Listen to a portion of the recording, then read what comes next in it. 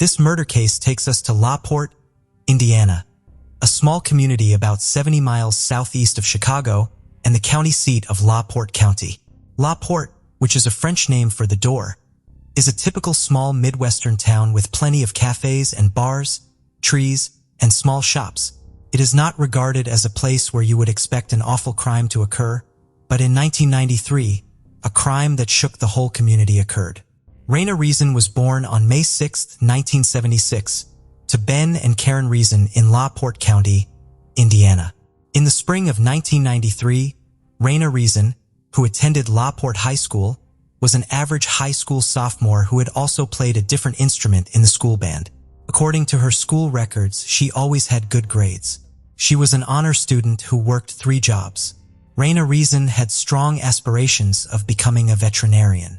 Her love for pets even made her take up a job at an animal hospital. The 16-year-old seemed to have her life figured out. On Friday, March 26, 1993, it appeared to have been a normal working day for Raina Reason as she headed out at around 4 p.m. to work at Pine Lake Animal Hospital. After work, she had arranged a date with Matt Elser, her longtime boyfriend, with whom she had recently broken up. They planned on getting back together and hoped the date would be of help. At the close of work, Matt Elser, who was also a sophomore at LaPorte High School, made his way to Raina Reason's workplace to pick her up, but, to his surprise, she was nowhere to be found. Rather, the animal hospital looked deserted as the lights were off and the doors were closed. He drove by the hospital a couple of times, but he still couldn't find her or her car. Thinking she must have stopped by her house to grab a few things, Matt Elser drove to her house. On getting to Raina's house, her father, Ben, told him Raina hadn't returned home from work either.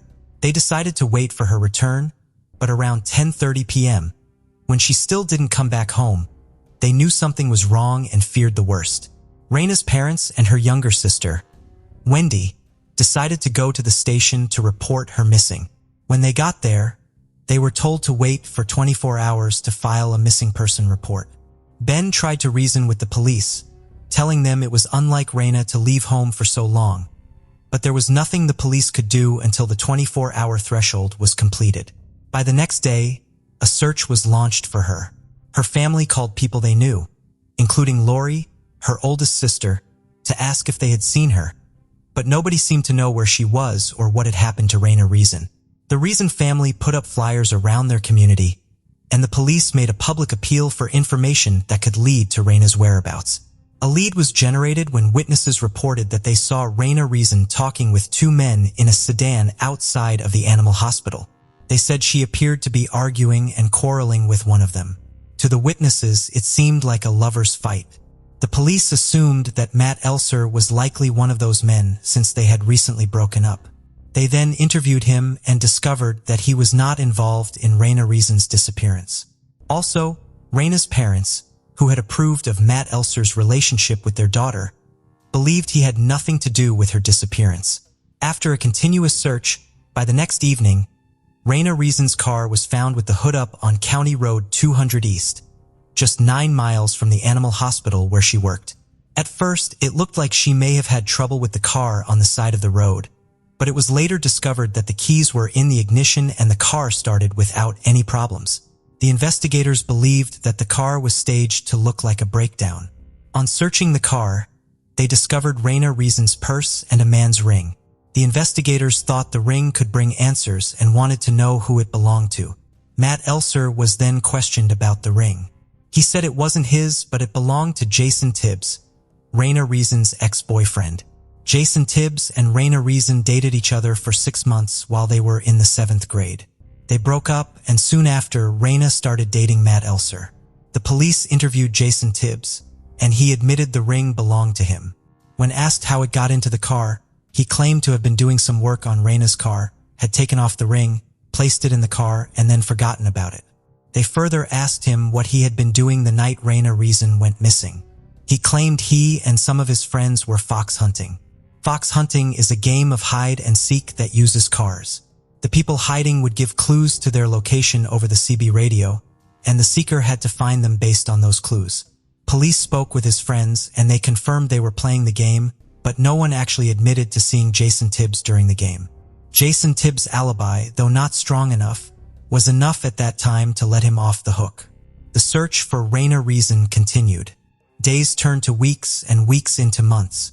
Eventually, 1 month after her disappearance, on April 26, 1993, a father and his teenage daughter were fishing in a rural pond just off Range Road, north of US 20 in LaPorte County. They discovered a fully clothed dead body with 2 logs across its back. The man immediately called the police, and when they arrived, they noticed that the dead body was wearing clothes similar to what Raina was wearing when she disappeared. The body was later confirmed to be the remains of Raina Reason. The coroner ruled Reason's death as a homicide, and the medical examiner determined the cause of her death to be asphyxiation, which means Raina Reason was choked and deprived of oxygen. Before her remains were discovered, the police had suspected a few persons who could have had a hand in her disappearance. Ray McCarty was one of these few suspects. He was married to Lori, Raina's oldest sister, and had been a suspect in the initial phase of the investigation but had claimed he never saw her. A lack of sufficient evidence had made the police let him go. However, after she was found, the detective received a tip saying Ray McCarty should be interviewed thoroughly, and this is because Ray McCarty had once been convicted of child molestation when he continually raped Raina Reason. He received a 3-year suspended sentence in 1991. His probation ended on May 1, 1993, just 2 months before Raina's disappearance and eventual murder. The police thought he might have truly had something to do with Raina's death, since he probably was angry at her for ratting him out for what he had done to her. A witness had also come forward to say they had seen Ray McCarty at the animal hospital where Raina Reason worked. This made the police call in Ray McCarty for another round of interviews, and this time, he admitted to having seen Raina the evening she disappeared. He explained to the police that around 5:40 p.m. on March 26, 1993, he was looking for a house for sale on Warren Street, just around the block from the animal hospital. Ray McCarty said he could see the animal hospital and Raina's car in the parking lot from the house where he was. So, he went to the animal hospital, where he found Raina sweeping or mopping in the foyer. He asked her if she knew where Lori was, and she replied that she did not, and he left.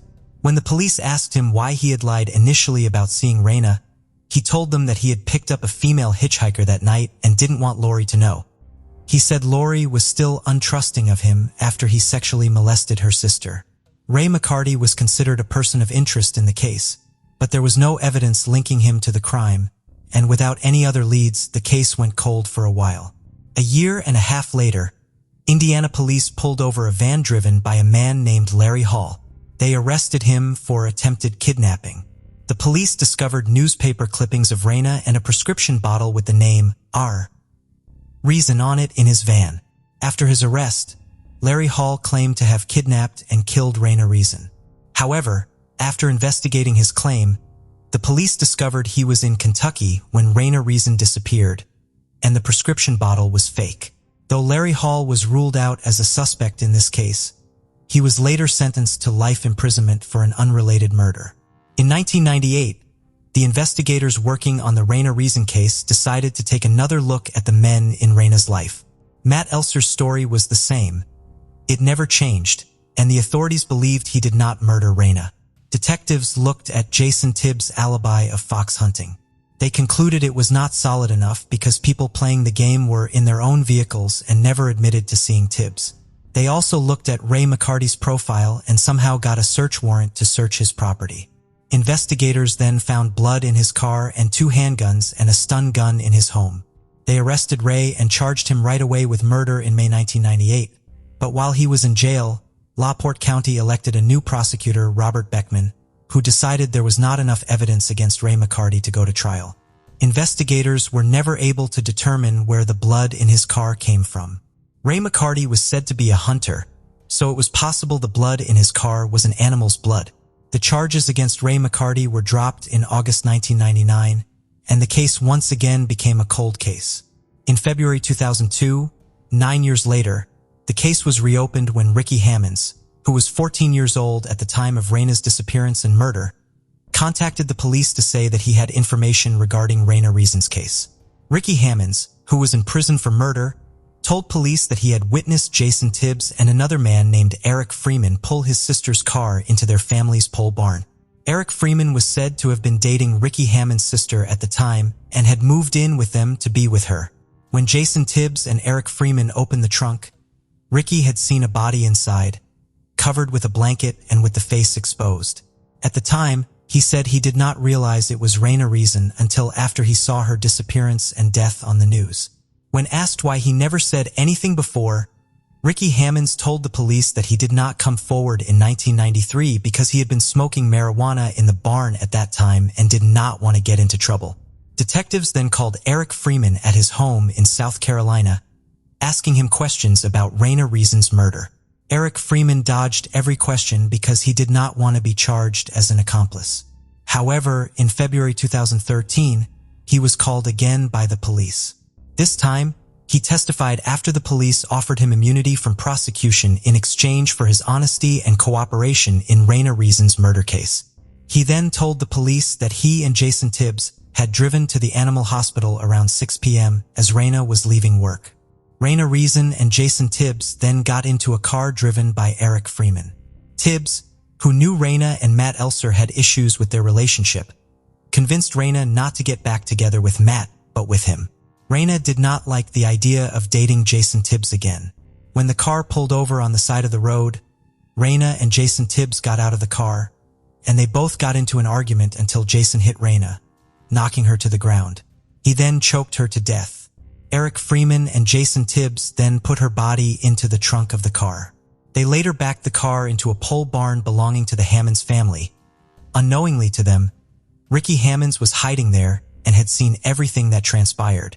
While at the pole barn, Eric Freeman, who was angry and scared, asked Jason Tibbs why he had killed Raina, and Tibbs' response was, "If I can't have her, nobody can."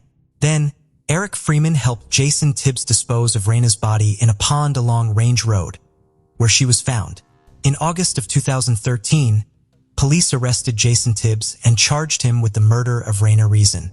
On Friday, August 23, 2013, he was arraigned in court. According to court documents, Jason Tibbs had always been a person of interest early in the investigation after his ring was found in Raina Reason's car. There were also letters from Jason to Raina, taken from her bedroom, that said he would go to almost any extreme to be her boyfriend again. The prosecutor further read aloud 2 love letters Jason Tibbs had written to Raina Reason in their 7th grade. Both letters professed his love for her and expressed disappointment that they were not together.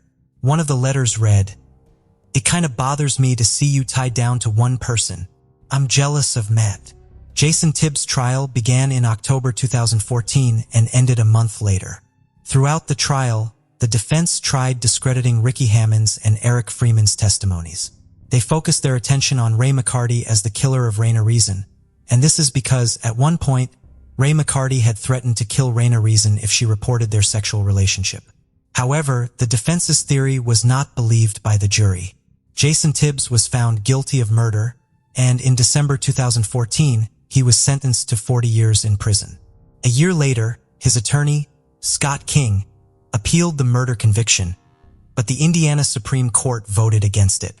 Following his arrest, Raina's father, Ben Reason, said in an interview, "When you murder somebody, you don't murder that person.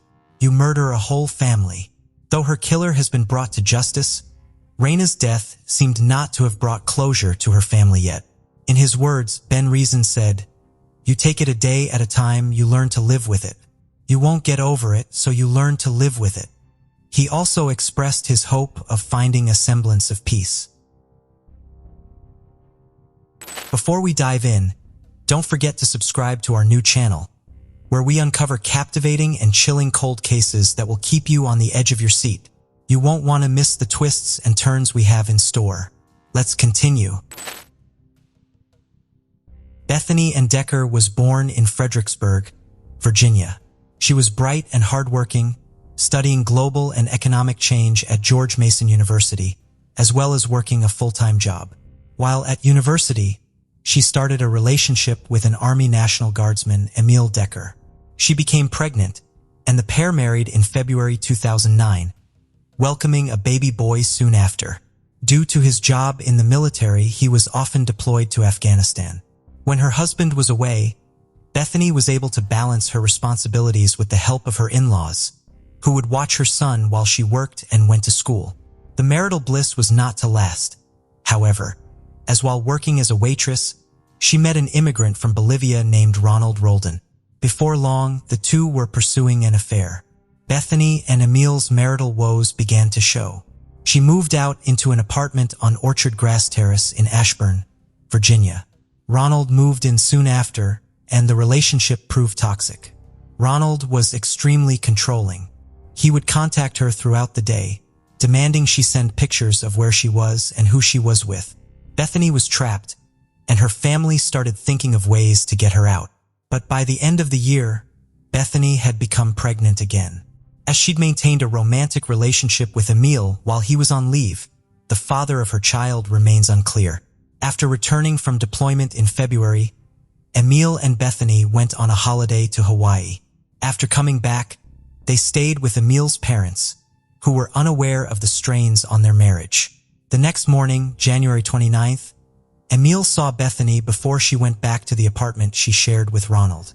She called him at work to confirm what shift she would be working the following week, and Ronald says he saw her that afternoon. Emil was redeployed on February 2nd, and Bethany did not come to the airport to say goodbye. Her absence was put down to their relationship problems.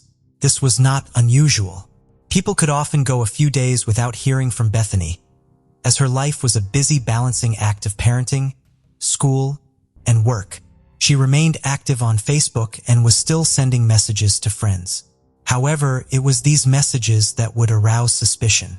A few of Bethany's friends contacted her mother, Kim Nelson, to explain that they had received messages from Bethany's account, but they did not believe she was the one writing them. On February 19th, Kim asked her parents to visit Bethany and Ronald's apartment to see if she was okay. They noticed that her car was still in the parking lot, but it looked abandoned, dusty with a flat tire, and parked at an awkward angle. After banging on the front door and not getting a response, panic set in. Initial inquiries gravely concerned investigators. Her bank accounts had not been touched. Her phone records showed that her phone had not been used since January. It quickly became apparent that there was a love triangle, so Emil and Ronald became the focus of the investigation. After contacting Emil, he returned home to speak to the police. Ronald explained to investigators that he thought she had simply returned to live with her parents. Police looked into Ronald's background further and discovered he had a string of previous convictions, including identity theft and destruction of property after smashing a woman's car window. He was not able to give consistent answers when questioned about when he had last seen Bethany's car parked outside. As Ronald had moved out, they obtained a warrant to search his new address. They seized phones and a laptop, but no new evidence would come of this. During this time, Emil was granted a divorce from the missing Bethany. Ronald has only ever made one public statement on the disappearance of Bethany Decker, which he made through his attorney. "My client remains hopeful and prays daily that Bethany will come home. He has complete confidence that law enforcement is working hard on the case." In the years after her disappearance, Ronald began a relationship with a woman named Vicky Willoughby. Like his relationship with Bethany Decker, it quickly became abusive and controlling. During a fight, Vicky pulled a gun on Ronald. He wrestled the weapon away from her and shot her 3 times. Vicky miraculously survived but lost an eye and would live with the emotional scars forever. No charges were filed against Ronald, as it was deemed that Vicky had acted in self-defense. He pleaded guilty to 2 felony assault charges and was sentenced to 6 to 8 years in prison. She later shared her experiences on an episode of the hit TV show Dr. Phil. In an interview with the Daily Mail, she said, "Another girl is going to get hurt by this man. It's a terrible injustice, not just for me, but for the next girl he attacks." Once Ronald has served his sentence, proceedings will begin to deport him from the United States. There is no evidence that Bethany ever gave birth to the baby she was carrying at the time of her disappearance, and no trace of her has ever been found. If you have any information relating to the disappearance or whereabouts of Bethany Decker, please contact the relevant authorities.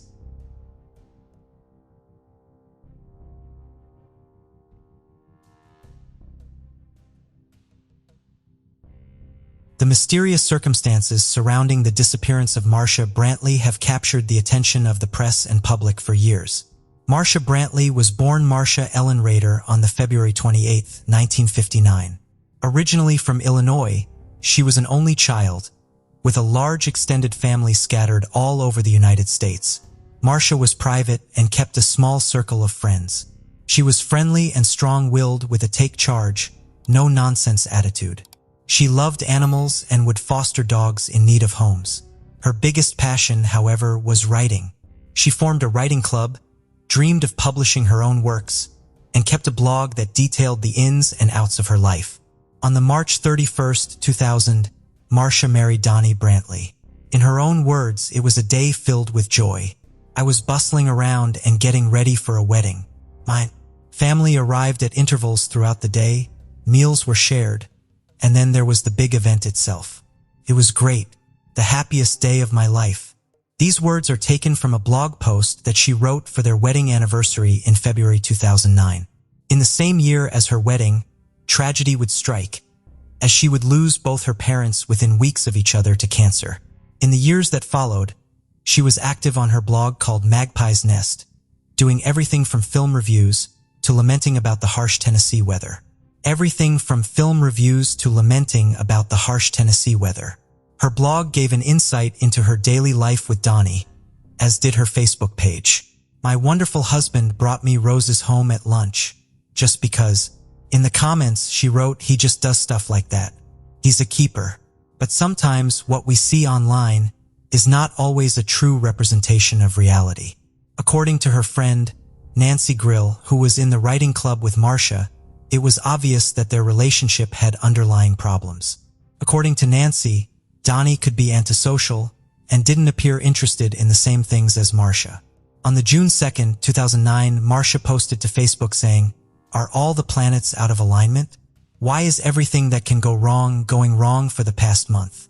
One person commented, "Except for the roses your hubby gave you, just because." Marcia never replied. After this, no more Facebook posts were made. No blogs were published. Nobody heard from her. However, it wasn't until July or August that her absence began to show. She was often seen out walking her foster dogs, and neighbors noted they hadn't seen her do this for a while. Growing ever more concerned, a neighbor, Phyllis Dodd, went and knocked on the Brantleys' front door. When Donnie answered, she asked when Marcia had gone, saying that she hadn't been seen recently. Donnie said that she'd left him, and they were getting a divorce. Phyllis told her hairdresser, Kelly DeLude, who informed a local attorney, Jerry Hoffa, in October. He passed the information on to District Attorney General Steve Babb, and before long, the Tennessee Bureau of Investigations was involved. By this time, it was November. Investigators had little to go on. Marcia was by all accounts a private person, and nearly 5 months had passed since she'd last been seen. Donnie maintained when talking to investigators that she had left her own accord and was intending on divorcing him. But alarm bells were beginning to ring for investigators, and they became increasingly concerned for Marcia's welfare. An initial search did nothing to quell their fears. Her car remained parked at the house, her clothes were in her wardrobe, all her possessions were where she had left them. Police could find no evidence of a woman intending to leave her spouse. Friends were also adamant that she would not have left her foster dogs behind. Investigators did not believe that she'd left by choice. They found receipts showing that Donnie had purchased items that they theorized could be used to dispose of a body, including a plastic drop cloth, a welder's kit, a tarp, and a pressure washer. During their search, an unusual email came to light. Marcia had written to the members of her writing club, saying she would be, quote, missing for some time without explanation. I'm sure we'll cross paths often, since we live in such a small town. One of her closest friends, Reggie J., said it was a big shock because when she formed this group, her one criteria was that if you want to be in the group, you can't quit without a good reason, because she wanted everyone to be committed. However, according to another friend, she had been planning on leaving the group. The friend hadn't told anyone. Marcia had said it's in confidence. Authorities could not trace the origin of the email, and some questioned if it had even been sent by Marcia. Marcia also allegedly took $110,000 that she had hidden in her home. She apparently left a note on her car saying, "Sell it. See what you can get for it." The note was not preserved as evidence by the police, and they did not believe there was any money hidden inside the home. In February 2012, the home of Marcia and Donnie Brantley was searched again, this time with the assistance of cadaver dogs. Police believed that foul play had played a role in her disappearance, but no new evidence or clues turned up. February 2013 brought a new twist to the case. Despite having no body and no trace of Marcia, law enforcement announced that they were indicting Donnie Brantley on charges of first-degree murder. The prosecution outlined two motives: infidelity and financial troubles. Donnie ran a home repair company, and after the housing market crash of 2009, he had little in the way of business. After Marcia vanished, Donnie had her power of attorney and could have signed her name to sell his assets. However, 10th Judicial District Attorney General Steve Crump said that they could find no evidence of him using her power of attorney for financial gain. While Crump said Donnie hadn't used her power of attorney, 1 month after her last known whereabouts, her signature was used to sell the home repair business. One handwriting expert said that she had signed in her own name, but the police disagreed. They requested it be sent to a second expert for examination. This second expert determined that Marcia did not write that signature. A key piece of evidence surrounded Marcia's phone. Cell phone analysis showed that incoming calls stopped on June 2, 2009. Donnie said he'd recently bought her a new phone, and she'd taken that one with her when she left. However, it would later emerge that Donnie had used that phone to contact a dating line, despite saying it was in Marcia's possession. They said he was, quote, looking for something different in his marriage, evidenced by the fact that he had also used online dating for several months. However, Donnie's attorney said he did not do this until after his wife had left. The prosecution also referred to a kiss he had shared with an ex-girlfriend before the disappearance of his wife, but the defense argued it never went any further. According to Marcia's friends, she would not have left over an affair, but would have been heartbroken and furious. They said that the emotional attachment she had to her house was strong. It had been built by her parents and was solely in her name. They argued she would have simply kicked him out rather than gone. Within about a week of Marcia's disappearance, both the prosecution and the defense stated that Donnie had allegedly hand-delivered a card to his ex-girlfriend, with whom he had shared the kiss. It read, "Things are better for me now." The prosecution argued that the timing and the contents of the card was proof that Donnie was the cause of his wife's disappearance, that he had killed her and was ready to move on. The defense rubbished those claims, saying there were no sinister undertones to the card. He merely meant he was ready to reconnect and form a friendship. They did continue to see each other for a short time after. And according to the defense, his ex-girlfriend never heard Donnie speak ill of Marcia. When talking about the receipts found during the search, the prosecution said these, along with a ticket for a landfill and Marcia's body not being found, was evidence of a premeditated, calculated murder, which in the state of Tennessee you must prove beyond a reasonable doubt to secure a conviction. The defense said the receipts were for items he would purchase as part of his home repair business. The inconsistency in Donnie's story was another key argument for the prosecution. They alleged that Donnie had changed his story several times, and the investigators said he had misled them about where their camper van was. The police said he had given different versions of events to neighbors, saying she was either living in the van or she had gone out west. The camper van was key for the prosecution, but there are conflicting reports as to where it was eventually found.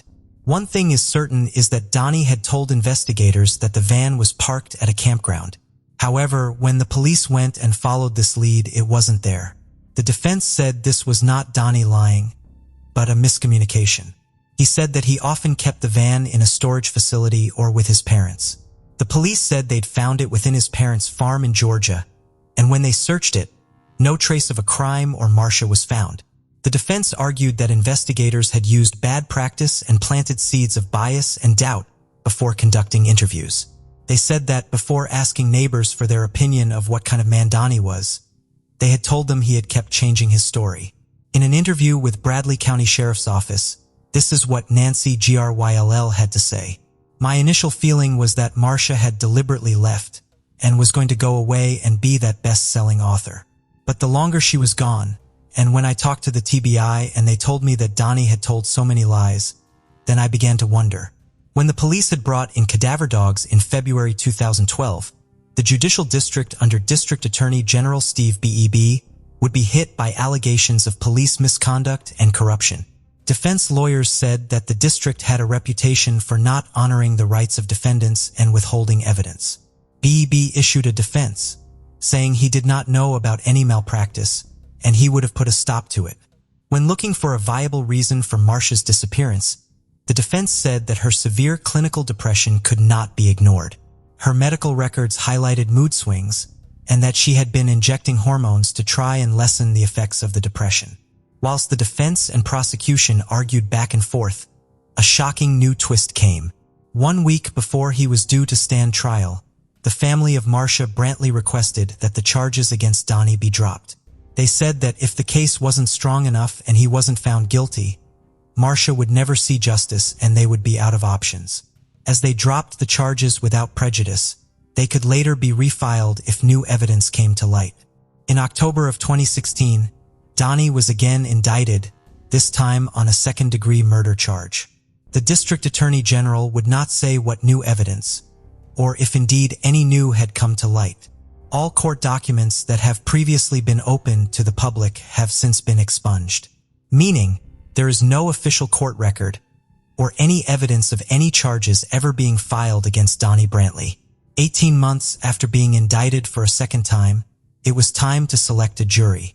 However, a new announcement came that all charges against Donnie Brantley would again be dropped.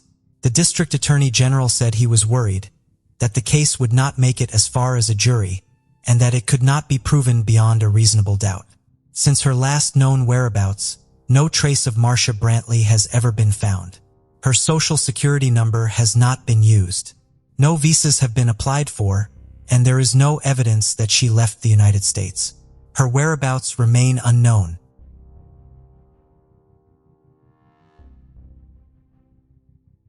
Skidmore, Missouri is the setting of this tragic and disturbing story. In the interest of providing a bit of background, it's worth noting that this small town with a population of less than 400 people already had a big name when it came to crime. It became the center of a media firestorm in the early 1980s. A local man named Ken McElroy had a notorious reputation as a vicious bully.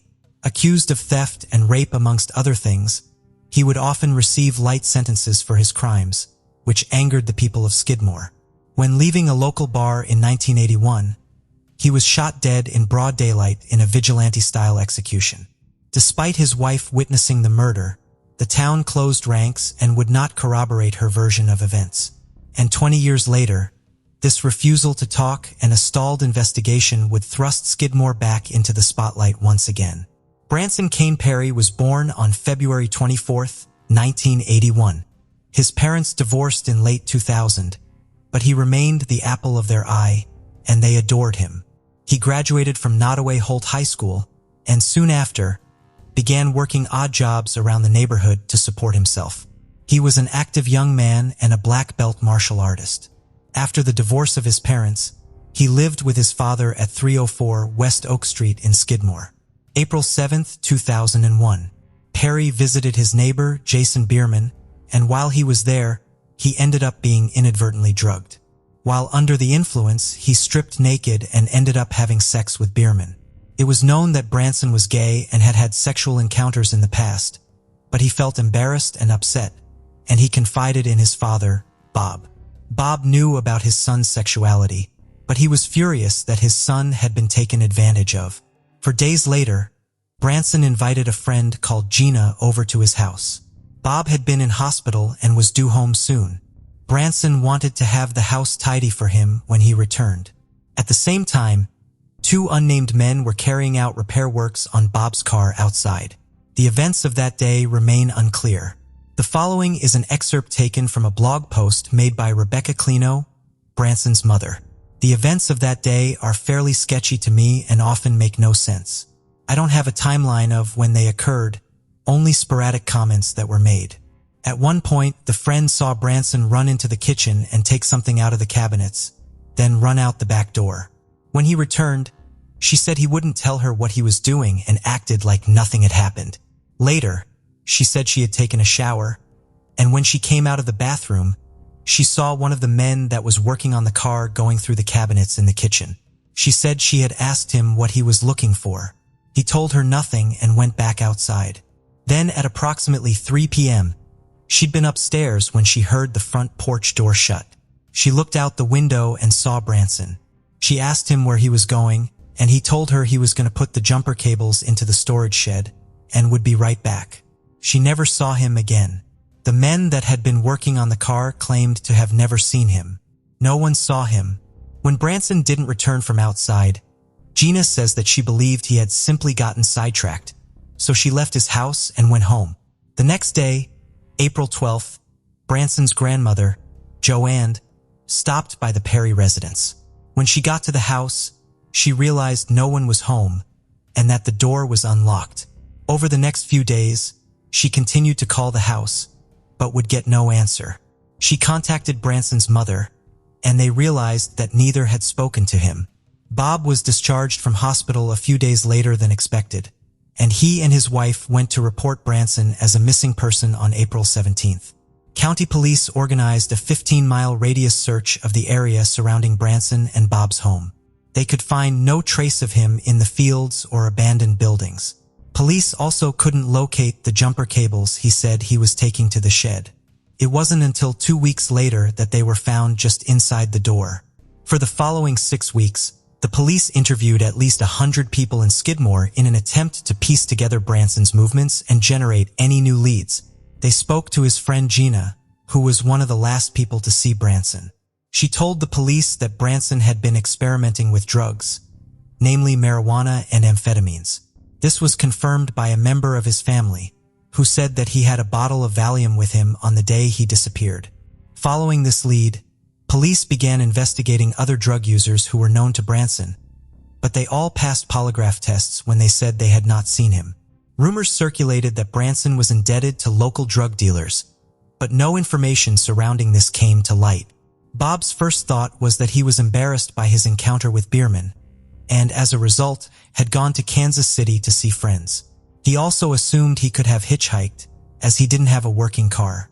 The investigation into what happened to Branson stalled, and nothing new would arise until February 2003. On April 10th of that year, a 59-year-old pastor and scout leader called Jack Wayne Rogers was arrested.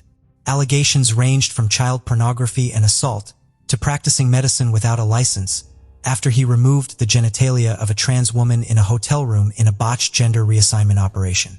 After being unable to stop her from bleeding, his victim called 911.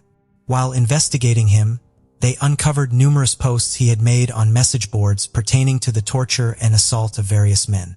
One of these posts stood out to investigators. In it, he claimed to have been flagged down by a blonde male hitchhiking. He described raping, torturing, and mutilating the young man. He also claimed that the victim had been buried in a secluded area of the Ozarks. Police believed that there was a possible connection to Branson. However, Rogers denied seeing him, let alone knowing him. He said all the posts he had made were part of a fantasy and completely made up.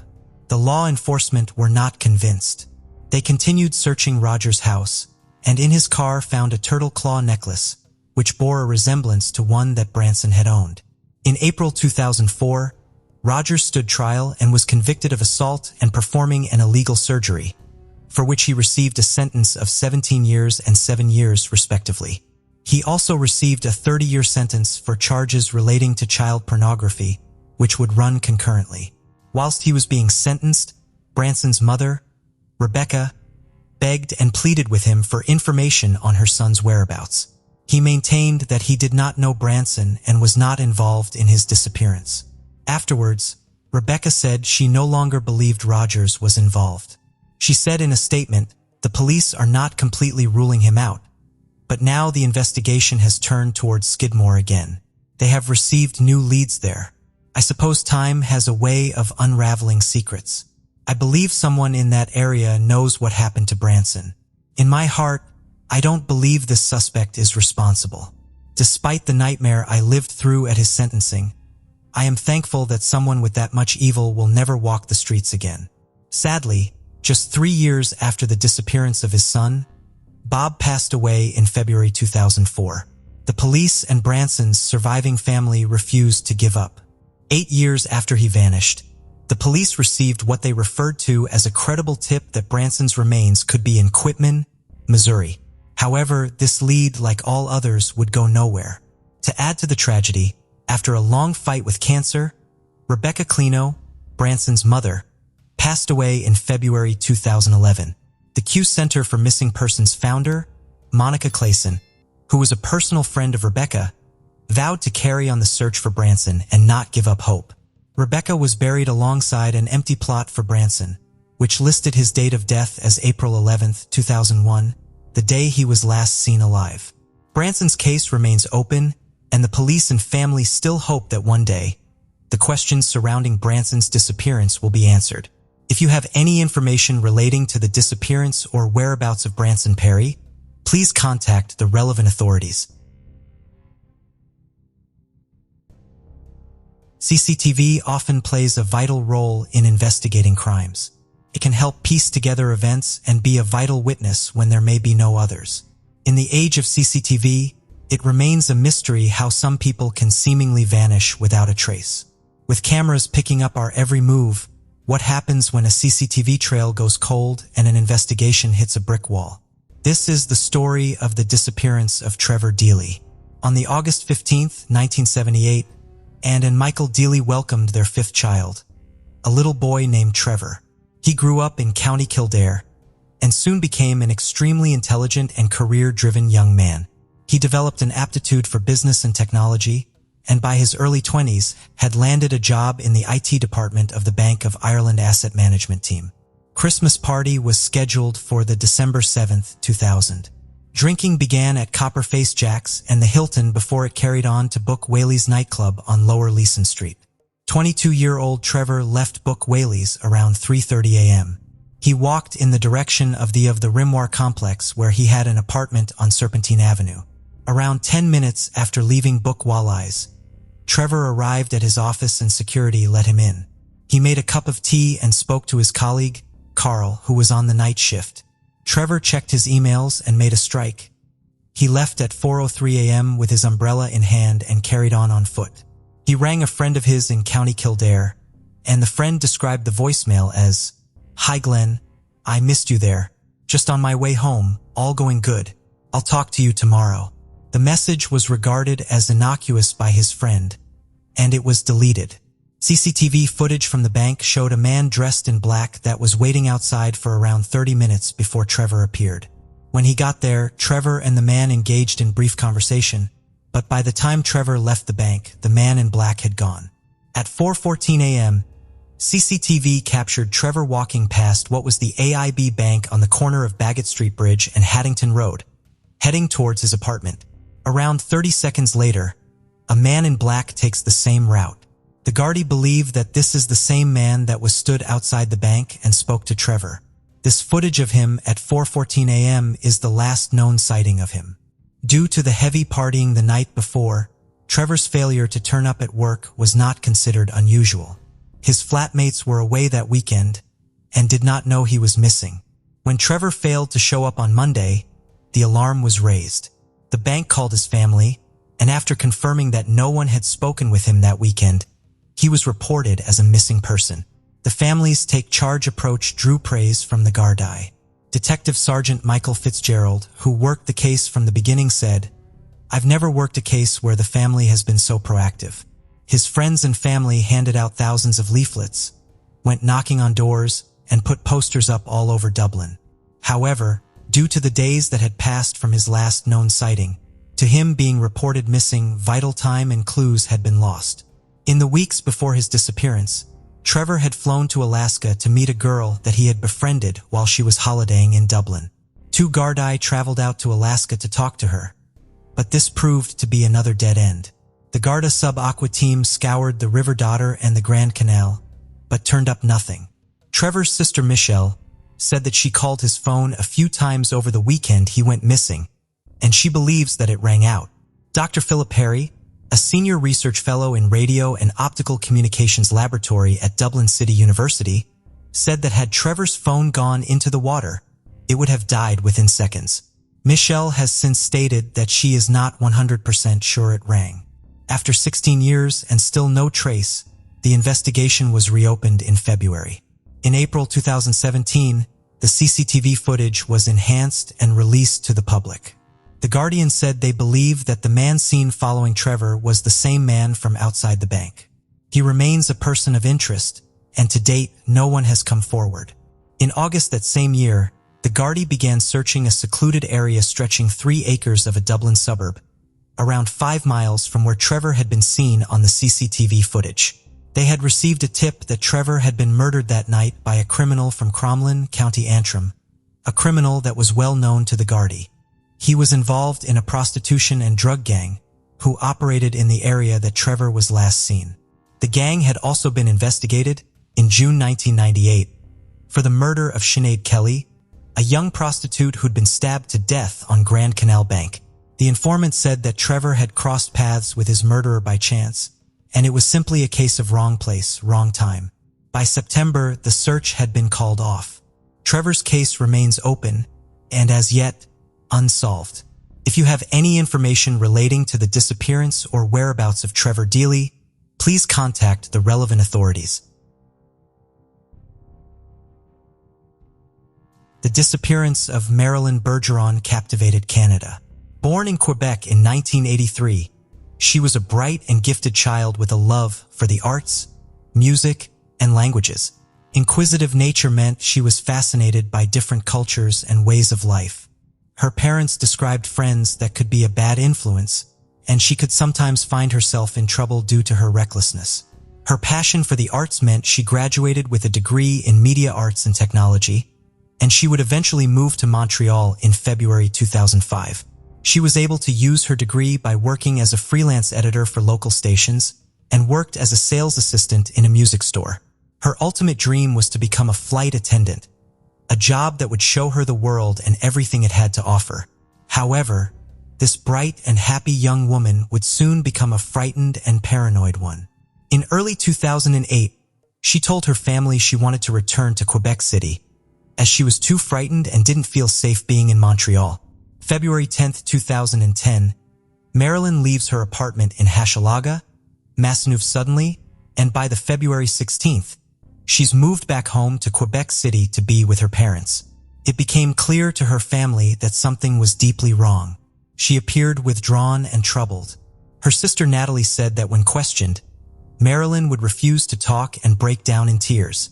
Marilyn denied it was financial woes, drug misuse, or relationship problems. Her mother persisted and asked if someone had assaulted her. When Marilyn went silent, she began to cry. Her mother begged her to seek the help of a psychologist and lift the emotional load that she had been carrying for so long.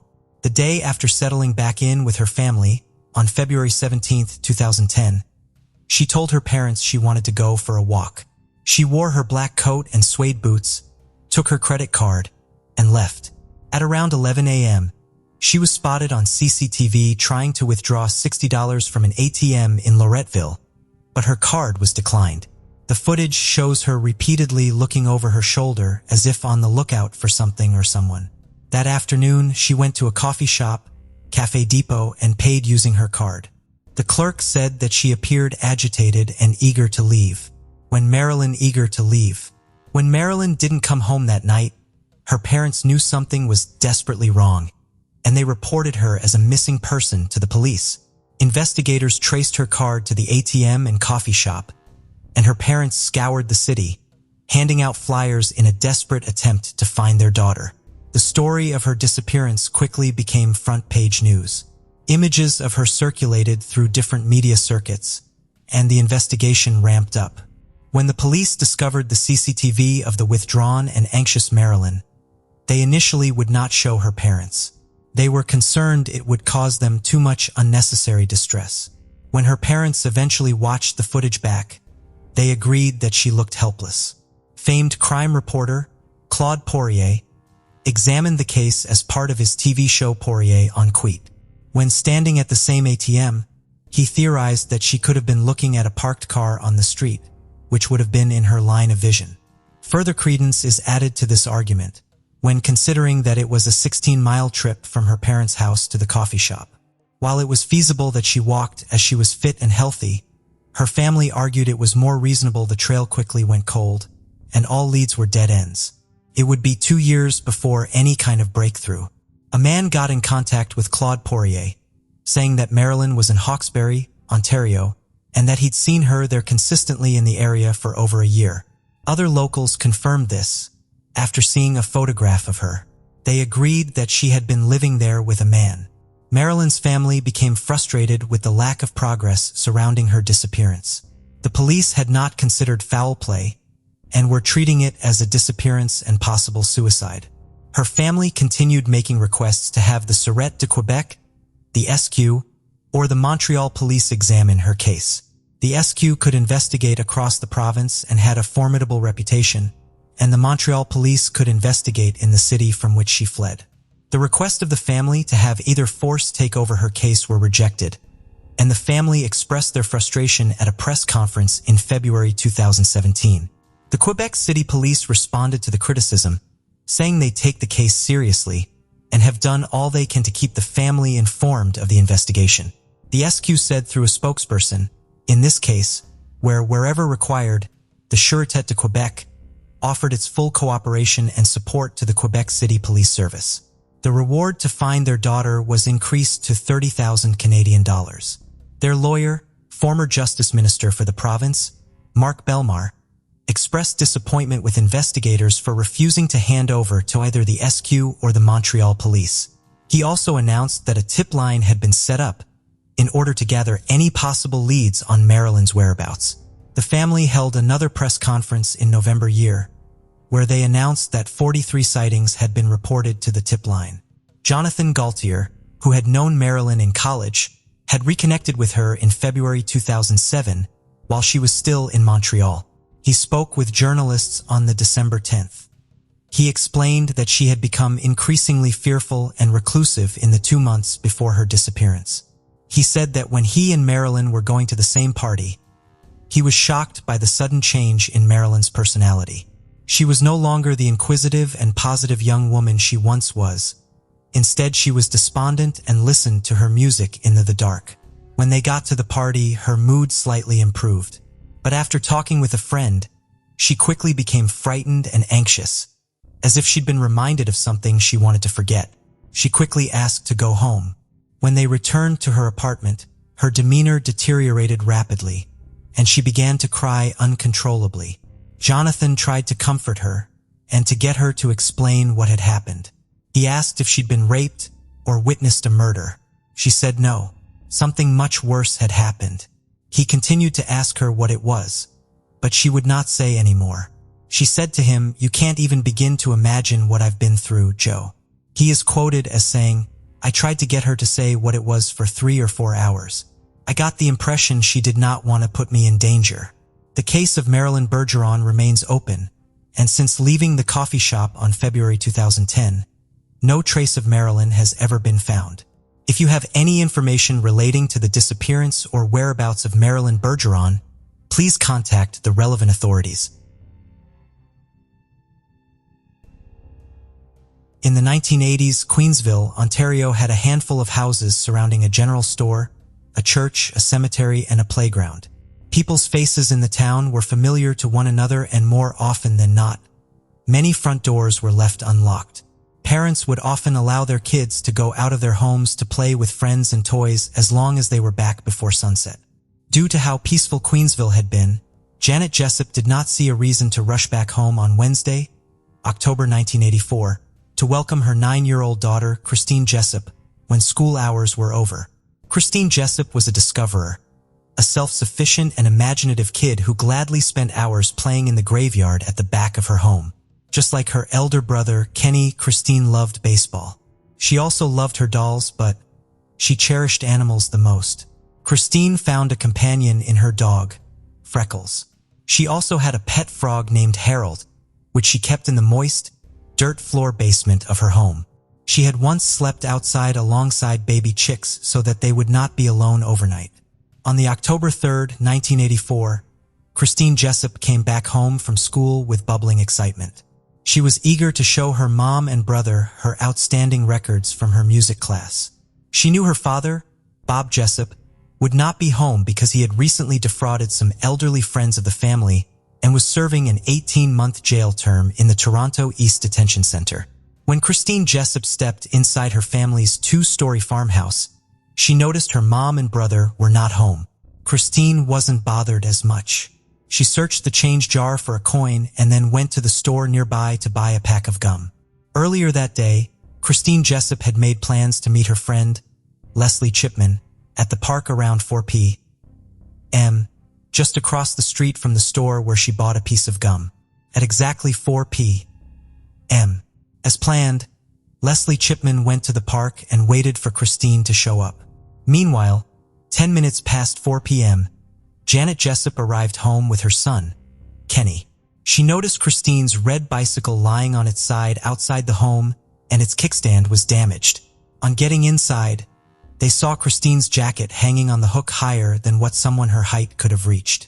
They also noticed that the mail and newspaper had been brought inside and Christine's school bag was placed on the counter. Around 5 p.m., the sun was setting and Christine Jessup still had not come back home. This was unusual of her.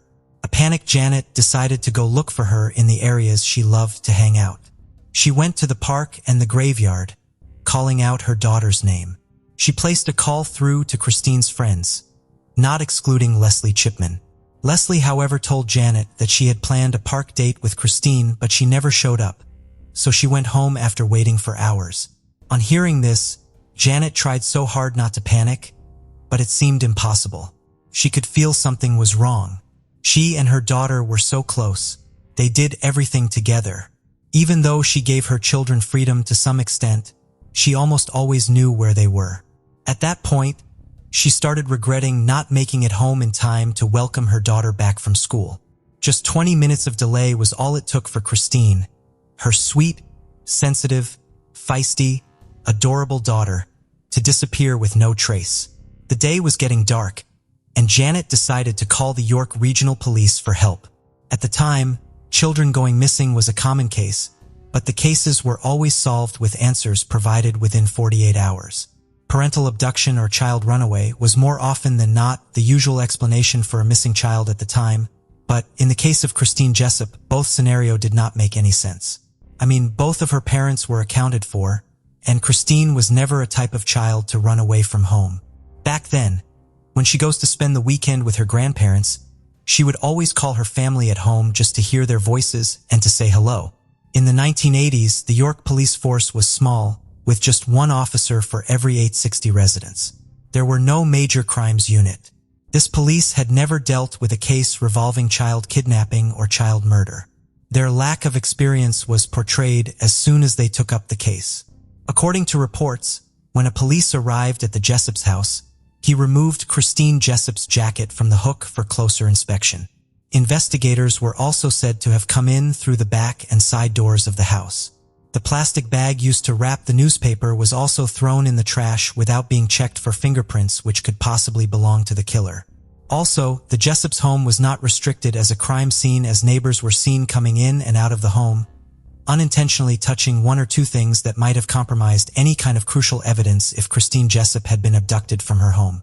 The police set up a search party which also included residents of Queensville to help carry out a series of random searches of the area. The search did not yield any results. Christine would not be found. It was like she vanished from the surface of the earth with no trace. Her disappearance came as a shock to the people of Queensville who always watched out for one another. They wondered how a 9-year-old girl could simply vanish. According to Mark Johnson, one of the search party volunteers, the residents of Queensville were full of anxiety and concern. In her words, she said there is a feeling of disbelief that something like this could happen here. Due to how severe the situation was, Bob Jessup was later released from jail on humanitarian grounds. Bob and Janet then pleaded with the public to help in their daughter's return. The police knew that kidnappings are not just done randomly. They believe the abduction of Christine Jessup was perpetrated by someone who probably already had a relationship with the family. They then asked the Jessups to supply the names and numbers of those people allowed in their homes when no family member was present. One of the names submitted to the police was Calvin Hoover, the murderer of Christine Jessup. He was a close family friend who worked with Bob Jessup. A day after Christine's disappearance, Calvin Hoover's wife, Heather Hoover, quickly made her way to Queensville to comfort Janet and help the family in whatever way she could. Sergeant Raymond Bunce of the York Police had an interview with Heather. Her alibi was that she was at her workplace on the day of Christine Jessup's disappearance. When asked about the whereabouts of her husband on that day, she said Calvin Hoover had been at work too. After responding to every question thrown at her, Heather took permission to leave, telling the officer that her husband and her children were home waiting for her, and that she needed to hurry home. However, Calvin Hoover was never interviewed. Hoover was a man with dark hair, protruding front teeth, and a slim face which looked even slimmer when he wore his oversized glasses. At the time of Christine Jessup's murder, he was a 28-year-old tradesman from Scarborough who had a penchant for drinking, partying, and gambling. He had this charm that enveloped a room whenever he walked in, but he was described as a selfish person who doesn't care about others but himself. To strangers and his co-workers, he was seen as a friendly man. However, his close family and friends saw him as someone who possessed a nasty trait of revenge. Calvin Hoover met his wife, Heather, in the mid-1970s. After they got married, Calvin adopted Heather's 2 boys, and later, they had 2 more boys together. Their small home was located in a housing development just west of the Toronto Zoo. Calvin and Heather Hoover worked at Eastern Independent Telecom, a small communications firm in Markham that supplied telephone wiring for businesses all over the area.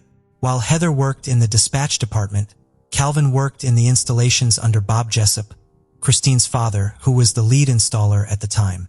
The mobile nature of the job gave Calvin Hoover the chance to move around whenever he wanted. Sometimes he left work for hours with no explanation. Over time, Calvin Hoover developed a friendship with Bob Jessup such that both families would often gather together for barbecues and birthday parties. Janet and Heather's bond became so strong, they found a best friend in each other. Janet had even nicknamed Heather. She jokingly called her the Goofy Newfie. Also, Heather Hoover would many a times babysit Christine Jessup, who often called her Auntie Heather. Regardless of the 50 kilometers distance between the 2 families' homes, Janet and Heather would frequently meet to catch up over a pot of tea and watch their children play. They had even had one of such visit 2 days before Christine disappeared. On the October 1st, 1984, Janet Jessup took her 2 kids, Kenny and Christine, to go visit the Hoovers. Lately, she had been exhausted, taking care of 2 children while her husband was in jail. She needed moral support and felt her friend, Heather, could give her some encouraging words. When she arrived at the Hoovers' home, Janet told Heather that she and Kenny would be going to visit Bob in jail in 2 days. It is, however, possible that Calvin Hoover overheard Janet's conversation with his wife and knew Christine would be home alone. Or maybe Heather Hoover had innocently told Calvin what Janet had said about going to visit her husband with Kenny. Either way, 2 days later, on the October 3rd, 1984, Calvin Hoover decided to do the unthinkable. The theory was that since Christine Jessup knew Calvin Hoover as a family friend, she probably entered his car without much convincing. He probably told her he was driving her to where her family was, which of course, she would have been excited about. Days went by without the Jessup's family and the police knowing that the culprit was right under their noses. The case went cold for a while, and all the Jessups did was to pray for the safe return of their daughter and sister. Christmas came, but without Christine around, the Jessup's house didn't feel like celebrating. No Christmas tree, and Kenny only got few presents. By the time it was December 31st, 1984, 3 months later, while people prepared to enter into the new year, in the village of Sunderland, just 56 kilometers east of Queensville, a man named Fred Patterson and his 2 daughters had gone looking for their dog on the large, wooded property next to their house. A while later, Patterson could spot something unfamiliar that looked like a heap of garbage beside a half-dug pit. On getting closer, he realized with horror that it was a badly decomposed corpse of a little girl. The corpse had suffered deep multiple stab wounds to the chest, and these, according to the medical examiner, were later determined to be the official cause of death. The body wore a beige turtleneck sweater with a blue pullover and a blouse with missing buttons. Close to the body's right foot was a pair of little girl's panties. A recorder which had the name Christine Jessup written on it was also found laying in a tall grass. When Christine's family heard the sad news, they became inconsolable. Their painful waiting and wondering had come to an end, but now there is a lifetime of mourning ahead. Since Christine's body was found in Durham region, the case was transferred from the York Police to the Durham Regional Police, where Inspector Robert Brown then began handling the case. Questions such as why Christine's body was found in Sunderland bugged the police. Sunderland was all country roads, farmland and forests, which was not really far or close from Queensville. The police was not aware that Calvin Hoover must have chosen that area to commit his atrocities because of his familiarity with the area. He was said to have had a school friend who lived just a few kilometers away from the crime scene. Calvin and his friend would often meet to go kayaking and backcountry camping. Calvin already knew the area like the palm of his hands. He chose to take Christine few meters into the dense forest where he would not be interrupted or seen by passing motorists. Inspector Brown worked day and night on the case. He divided his detectives into 2 teams. They worked tirelessly to find the culprit. They followed all leads except the accumulated boxes of notes containing leads from the York Regional Police investigation. This box had a notebook in which the name and address of Calvin Hoover was written, but investigators from the Durham Regional Police disregarded the work of the York Regional Police, saying their efforts to the case was amateurish and a waste of time. They, however, followed all other leads like the family friend who had uttered strange dark sayings, a kid in the neighborhood who always carried a knife, and even Jane Jessup, but none of these leads gave the answers they wanted. During the investigation, Calvin Hoover's name never came up. On the February 14, 1985, Fitz and Shep, who were detectives in one of the teams assigned to the case, visited Christine's family and asked for another list of suspects, people they think could have harmed their daughter. The Jessups, however, could not easily name anyone, but the detectives pressed harder. Just over the fence of their home lived a tight-knit family called the Morans. They had a 25-year-old young boy named Guy Paul. He was kind and respectful and had no criminal record. Guy Paul was never one to drink or smoke. The only law violations he had were only a couple of speeding tickets. However, Janet recollected that Guy Paul did not participate in the search for Christine Jessup when almost everyone in Queensville had. Guy Paul, who played the clarinet and kept honeybees, was regarded as a weird type of guy by the detectives. The Morans were practically good with handiworks. They possessed the ability to repair just about anything. Alphonse Morin, the father of the house, a retired engineer, an army veteran and a college instructor, preferred to repair anything that gets faulty in their home by himself, most times with the help of his 6 children. The Morans were considered kind and trustworthy neighbors. In fact, few weeks before Christine Jessup went missing, Janet Jessup had asked them if she could list their name and address as a school emergency contact for Christine, to which Alphonse Morans happily agreed. Guy Paul Morin was the second youngest of the Morans' children. He possessed the same intelligence as his father. Alphonse taught Guy Paul to weld when he was just 10 years of age. He would often ask his son to assemble some mechanical clocks he had intentionally scattered. They often worked together fixing cars at their backyard. Guy Paul was a young man who loved woodworking, unraveling puzzle-like problems that required patience and focus. He possessed a photographic memory. He often retained the serial numbers of his favorite possessions in case they got stolen. By the time Christine Jessup went missing, Guy Paul was in 3 bands, he loved music and was a prodigy on the clarinet. On February 22, 1985, Detectives Fitz and Shep went over to the Morans and engaged Guy Paul in a conversation. He was invited into their car for a casual chat. Guy Paul was asked how well he knew Christine Jessup. He said he did not know her that well. He said there was a huge age gap between the both of them. Christine was more than 16 years his junior, so they never had much cause for interaction. He claimed to have once helped her catch Freckles, her dog, who was running loose. He also recalled talking about gardening to her. And the last interaction he ever had with the Jessups was when he had gone over to help relight the pilot on their furnace. The investigators questioned him about his whereabouts on the day Christine disappeared. Moran said he had been at work, a furniture manufacturing facility at Steeles and Weston, 57 kilometers to the south. However, detectives Fitz and Shep later discovered that Guy Paul had left work early around 3:32 p.m. That meant he could have returned home no earlier than 4:14 p.m., which appeared to be too late to kidnap Christine Jessup before Janet and Kenny got home at 4:10 p.m. They further asked him why he never helped with the search for Christine.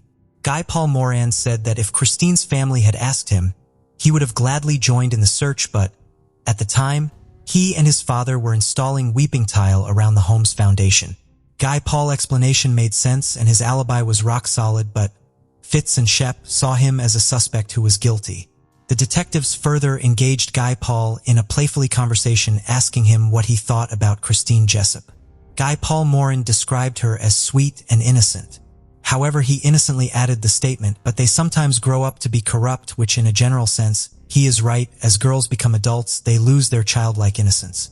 But to the detectives, Guy Paul had an evil motive to tarnish Christine's innocence. After their conversation, Guy Paul went home and continued with his normal life. In days and weeks following Christine Jessup's murder, Calvin Hoover kept his mouth shut. He had the guts to also show up for Christine's funeral and wake, blending with the crowd and offering his condolences to the family. Calvin Hoover was detectives' worst nightmare.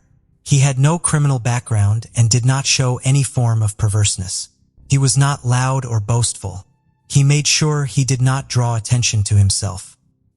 He seemed careful enough not to have been seen picking up Christine Jessup after school, but at the same time, Calvin Hoover perpetrated his crime in a hurry that he had left a trail of leads. His semen was on Christine's panties, and a single dark hair was found in her necklace. The hair strand was taken to the forensic for testing, but with the intention of finding a match to Guy Paul's DNA. Guy Paul Moran, who had gone to his jazz group for rehearsals, was told that the band leader's daughter, accompanied by her friend and classmate, who happened to be an undercover police officer, was doing a cosmetics class project on hair analysis. She asked people in the jazz group if they would not mind her plucking a few strands of everyone's hair. Guy Paul Moran, who loved her eyes, did not even mind at all. She plucked everyone's hair but later discarded them except for Moran's. The undercover police then handed over Moran's hair to her colleagues Fitz and Shep, who took it to the Center of Forensic Sciences for DNA testing. The forensic scientist never really engaged in any DNA testing. She only microscopically compared the hair color from Christine's necklace to Moran's and concluded that the match was consistent.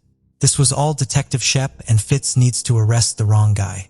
In the evening of April 22, 1985, Guy Paul Moran was on his way to band practice when he saw police flashing lights in his rearview mirror. He thought he was being pulled over because he wasn't wearing his seatbelt. He did not have an idea that 14 other police officers were around the area. 2 cops approached his car, and he was surprised to recognize the detectives he had spoken to about Christine Jessup's weeks before. Thinking it was nothing to stress about, he greeted them, "What's up, guys?" In response, Fitz and Shep told him they were arresting him for the murder of Christine Jessup. A baffled Moran exclaimed, "What? You're joking." Unfortunately, they were not. The police then took Moran to their headquarters, where, on his way to the interrogation room, he sighted a familiar face belonging to the woman who had plucked his hair at band practice, lying about cosmetic analysis on their hairs. At that point, Guy Paul Moran knew he had made an honest mistake, and he was about to face the full wrath of the law for something he knew nothing about.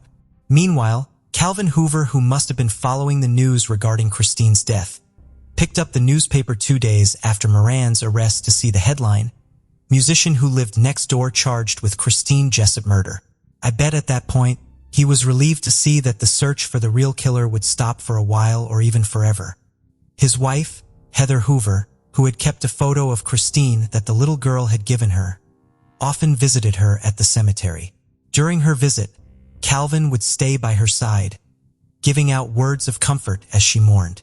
After Moran's arrest, Bob and Janet Jessup were shocked by the news that their daughter's killer had been just over the fence of their home. In an interview with the media, Janet said, "Last summer, they came over and gave us honey from their bees. They were so good to us, that's why it's such a shock." For detectives Fitz and Shep, the easy part of finding a suspect was done. The difficult part was finding strong evidence that could convict Guy Paul Moran for Christine Jessup's murder. They reviewed Moran's rock-solid alibi and concluded that he couldn't have traveled the 57 kilometers from work to his home in time to kidnap Christine Jessup before Janet and Kenny arrived home at 4:10 p.m. They then retraced Janet and Kenny's route on the day Christine went missing and suggested that Janet must have forgotten the exact time she came home. Janet, however, denied forgetting because she immediately looked at the wall clock when she walked into the house. As time went by, the detective's constant pressure eventually made her review her timing. She then said she returned home around 4:35 p.m. At trial, the prosecutor tabled flimsy evidence just to crown Guy Paul Moran as the murderer he is not. A cigarette, but that was found next to Christine's body, was almost presented as an evidence until investigators realized that Moran never smoked. The Moran family, however, told the court that their son had not arrived home on the day Christine went missing until 5:30 p.m., and that was because he had stopped for groceries and gas after work. But a psychologist who interviewed the Moran family testified that they were a part of a secretive, protective, pathological family system. The police planted an undercover police sergeant named Gordon Hobbs in Moran's cell. He came back to court days later with untrue stories. He said Moran had made stabbing motions toward his own chest, demonstrating the way he had killed Christine Jessup. As if that wasn't enough, Gordon Hobbs also allegedly said that Moran had confessed by saying that he would red rum the innocent. According to Moran, this story was horribly twisted. He said Hobbs had asked him what his favorite movie was, and he had told him about the 1980 horror film named The Shining, in which a little boy repeatedly croaks red rum in the scariest scene of the movie. Red rum is the backwards spelling of murder. Since Moran couldn't remember the title of the movie at the time, he referenced red rum instead. This allegation appeared to seal the fate of Moran to the extent that his lawyer was afraid they would lose the case. After the first trial phase, he was declared not guilty, but, with no other suspect and the people of Queensville being afraid for their children's life, the verdict was appealed and he was then scheduled for another trial. This time, Moran, who was then 32 years, was however sentenced to life in prison. The judge asked him if he had any comment. Moran repeated the same thing he had been saying since the day he was arrested on the way to his band practice. In his words, Moran said, "I am not guilty of this crime. It's a travesty of justice what's happened today. I'm appealing." Moran was however handcuffed and taken to the Elgin Middlesex Detention Center in London, where he stayed for a while until he was brought to the federal prison. During the time Guy Paul Moran was given a life sentence, Calvin Hoover and his family lived in a 2-story home in Oshawa and were slowly drowning in debt. In the year 1991, Calvin Hoover had declared bankruptcy, owing $28,000 against assets of just $11,000 aside this. He battled different diseases which included undiagnosed bipolar disorder, depression, and panic attacks. He would often use alcohol and drugs for temporary relief. While Guy Paul Moran was imprisoned, other inmates saw him as the bigger sinner compared to all of them because he was convicted of child rape and murder, and they all wanted to deal with him for such convictions. Luckily for him, the most feared inmate had listened to his story and believed he was innocent. He then told other inmates not to lay their hands on Moran. Even at that, his life was still in danger. He was getting threats from every corner of the prison. He could not go anywhere without the most powerful inmates. Moran passed time in prison reading geography books that made him imagine he was traveling around the world and not stuck in one position. In 1993, while some people believed he committed the crime, majority of the people in Ontario believed he was innocent and should be freed on bail. Moran had a glimmer of hope again. He then hired a new lawyer, James Lockyer, and a co-counsel, Joanne McLean. Moran was granted bail in February 1993 after his lawyer successfully filed for appeal. At that point, Moran had spent 2.5 years in courtrooms and almost 18 months locked away in 6 different facilities. His parents, Alphonse and Ida Moran, had mortgaged their home many times in order to keep up with their son's legal bills, which amounted to roughly $500,000. Guy Paul Moran's appeal was set to begin in January of 1995. His lawyers went over his previous trials, and at a point, they became aware of the significant breakthroughs in DNA. All evidence gathered from Christine's crime scene were tested again. Christine's panties alongside Moran's DNA were sent to a forensic lab.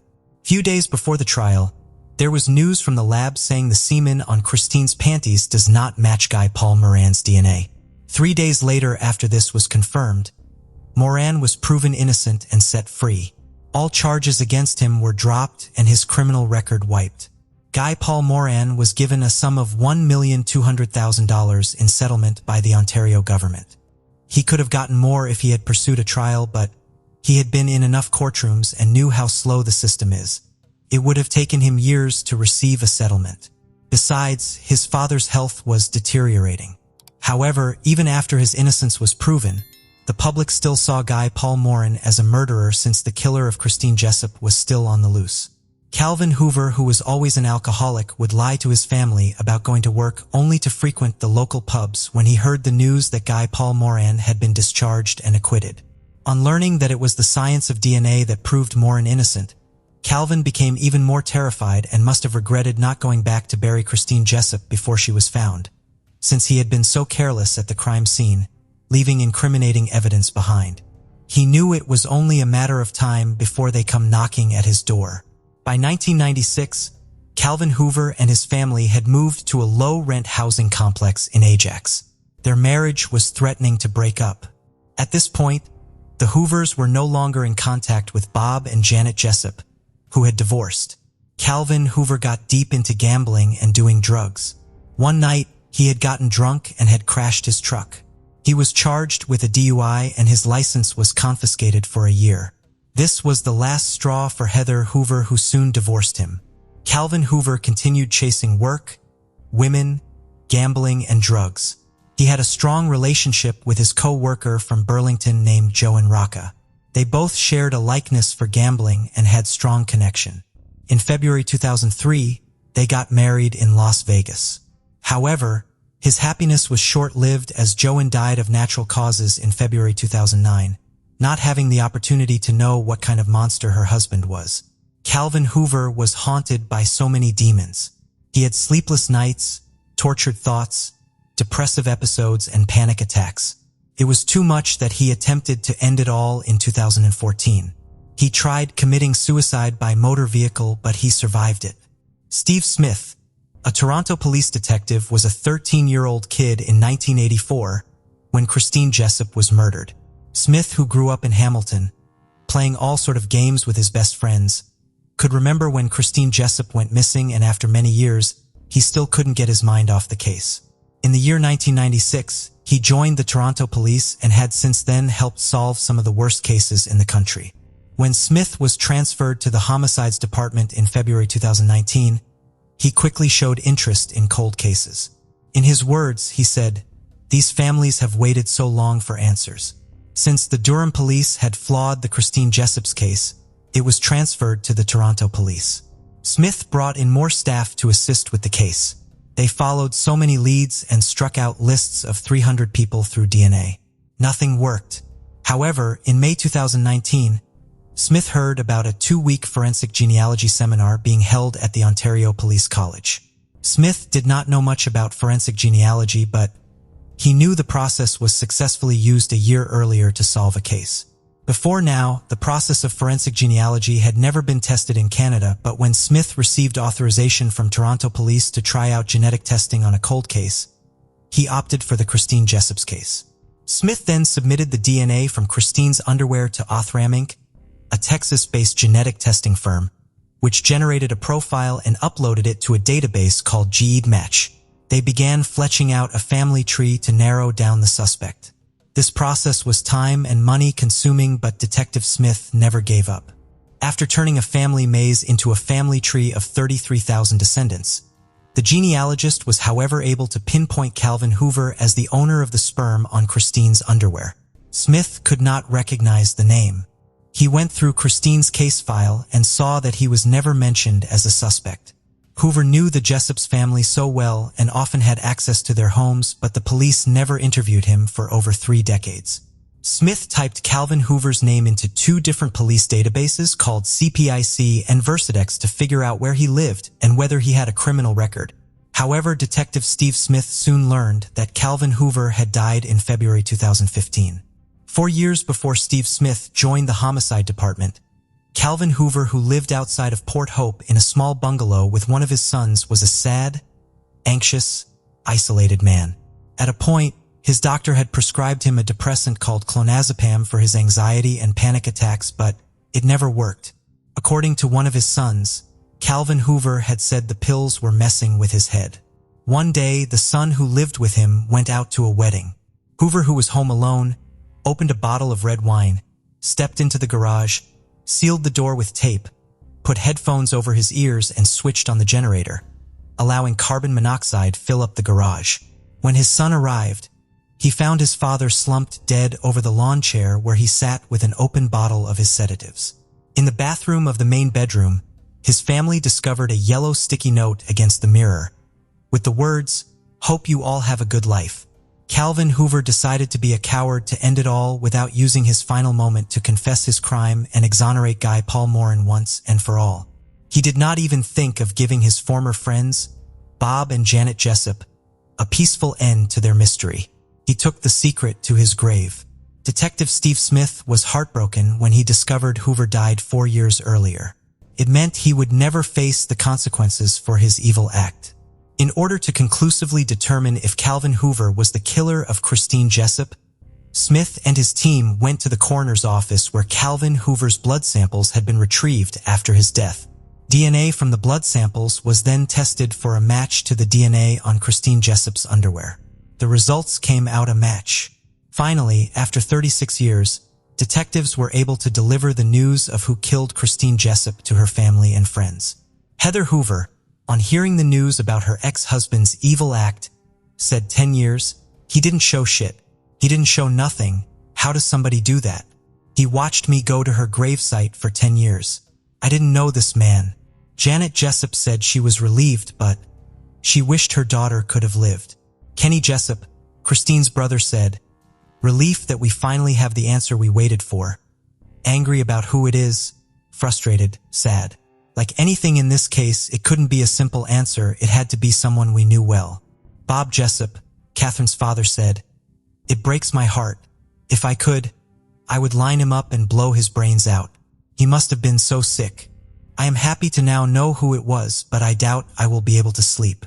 When the police visited Guy Paul Morin to apologize for his wrongful conviction and to give him the news of who killed Christine Jessup, he said, "I can say that I'm happy that there's closure for the Jessup's peace of mind. It's something I was always expecting. The justice system failed me, but science saved me."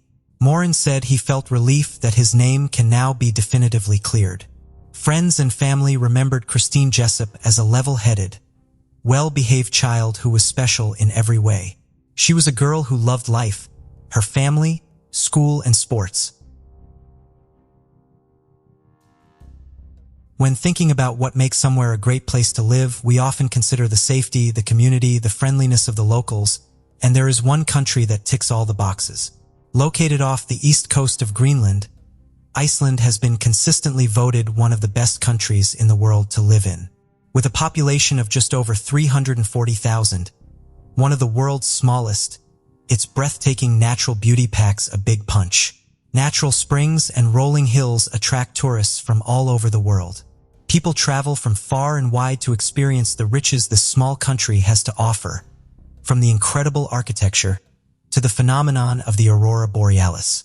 Harsh winters mean sunlight can be scarce, but this merely adds to the intrigue of Iceland, a place so far removed from what most of us know and understand. One of the most appealing things about Iceland is the friendliness, openness, and kindness of its people. Due to the tough terrain and harsh winters, people rely on each other, value community, and take care of their neighbors. There are strong social attitudes against crime. They have no army. Police officers do not carry guns. People often leave their doors unlocked and get lifts with strangers. One Friday night in February 2017, the peace and tranquility of Iceland would be shattered, and the nation would be left reeling by a seemingly random, motiveless, and brutal murder. This is the story of Berna Bronsdottir. Berna Bronsdottir lived in the southeast of Reykjavik. While her parents were no longer together, they remained on friendly terms, and she was the center of their world. She was bright and spirited, with her fiery personality reflected in her striking auburn hair. She was incredibly witty with a sharp sense of humor, which made her popular amongst her friends. She was carefree and whimsical, but always responsible, with this maturity reflected in her relationship with her family and her mature attitude to work. Music was a big passion, and Berna wasn't picky. She would listen to anything from rap to pop and from rock to folk. It was this openness and free spirit that made so many people love her. Berna had a close-knit circle of friends and would enjoy the nightlife of Reykjavik. She worked in the fashion section of a busy department store and would unwind after work by going to the local bar for drinks, before heading out to really let her hair down. And on the January 13th, 2017, this is exactly what Berna did. That night, she closed up the shop and went for drinks and a few rounds of cards before heading into the center of the capital for a night of laughing, drinking, and dancing. They went to Hura, where the up-and-coming bands would play, and before long, Berna was dancing on the stage. Her friends were ready to leave by 2 a.m., but Berna wasn't. She wanted to carry on enjoying herself, whether before heading for a falafel and walking in the direction of her home. A woman walking alone in Reykjavik was not rare. People trusted each other and looked out for each other. Due to her intoxication, she dropped coins and stumbled into a stranger on the side of the road. As she carried on walking, she turned a corner and walked down a narrow lane towards the sea. Then she vanished. Her punctual reputation meant that when she failed to turn up for work, people were immediately concerned. One of her friends from school, Maria, who worked with Berna, was instantly unsettled by her absence. This was only made worse when she tried to call her mobile. It wouldn't connect, and Berna never turned off her phone. People suspected she had just gone back to her father's house to nurse her hangover. This is also what her friends thought who had been out with her that night, but she wasn't there. Berna's mother, Silla, was called, and she too was concerned over her daughter's whereabouts. She knew Berna, and she knew this was out of character. Her family wasted no time. They went straight to the police and reported her missing. Realizing the power of social media, Silla posted to her Facebook page, "Dear friends, it's not like her that we can't reach her. Please share and let's find her." Silla. Iceland is a small community, and before long, Silla's desperate pleas on Facebook were being shared, and news of Berna's disappearance began to circulate. The stress and worry of having a child go missing is unimaginable. Her parents couldn't sleep. They persistently made calls to all the emergency services, desperately seeking any new information on Berna's whereabouts. The following day, the police were able to trace her last known mobile interaction. Before it went dead, or was turned off just before 6 a.m., her phone pinged off a mobile tower in a port town, Hafnarfjordur, 6 miles outside of the capital. Silla wasted no time and drove there, calling out to her daughter and searching the area. She was helped by a team of family and friends who were determined to bring Berna home. Before long, 36 hours had passed since Berna had disappeared into the Reykjavik night. Her family and friends were adamant that something terrible had happened to her. She was a reliable young woman, and this was completely out of character. The police, however, had little to go on. They had no evidence of a murder or abduction, so there was not much they could do. As news of her disappearance carried on spreading, it quickly became headline news. Berna's face was plastered over newspapers, and her name was in the mouth of every news anchor in Iceland. In the early hours of Sunday morning, her parents went to the police and begged them to search for her. They said she would not have gone off of her own accord, much less not told anyone where she was going. She had no money troubles or relationship problems. Everyone who knew Berna adored her. A case as baffling and unusual as this required Iceland's best detectives, one of which was Grimald Grimsson. He had 30 years of investigative experience. He was even part of a special team who spent more than 5 years building a case against those whose misconduct and corruption contributed to the financial crash of 2009.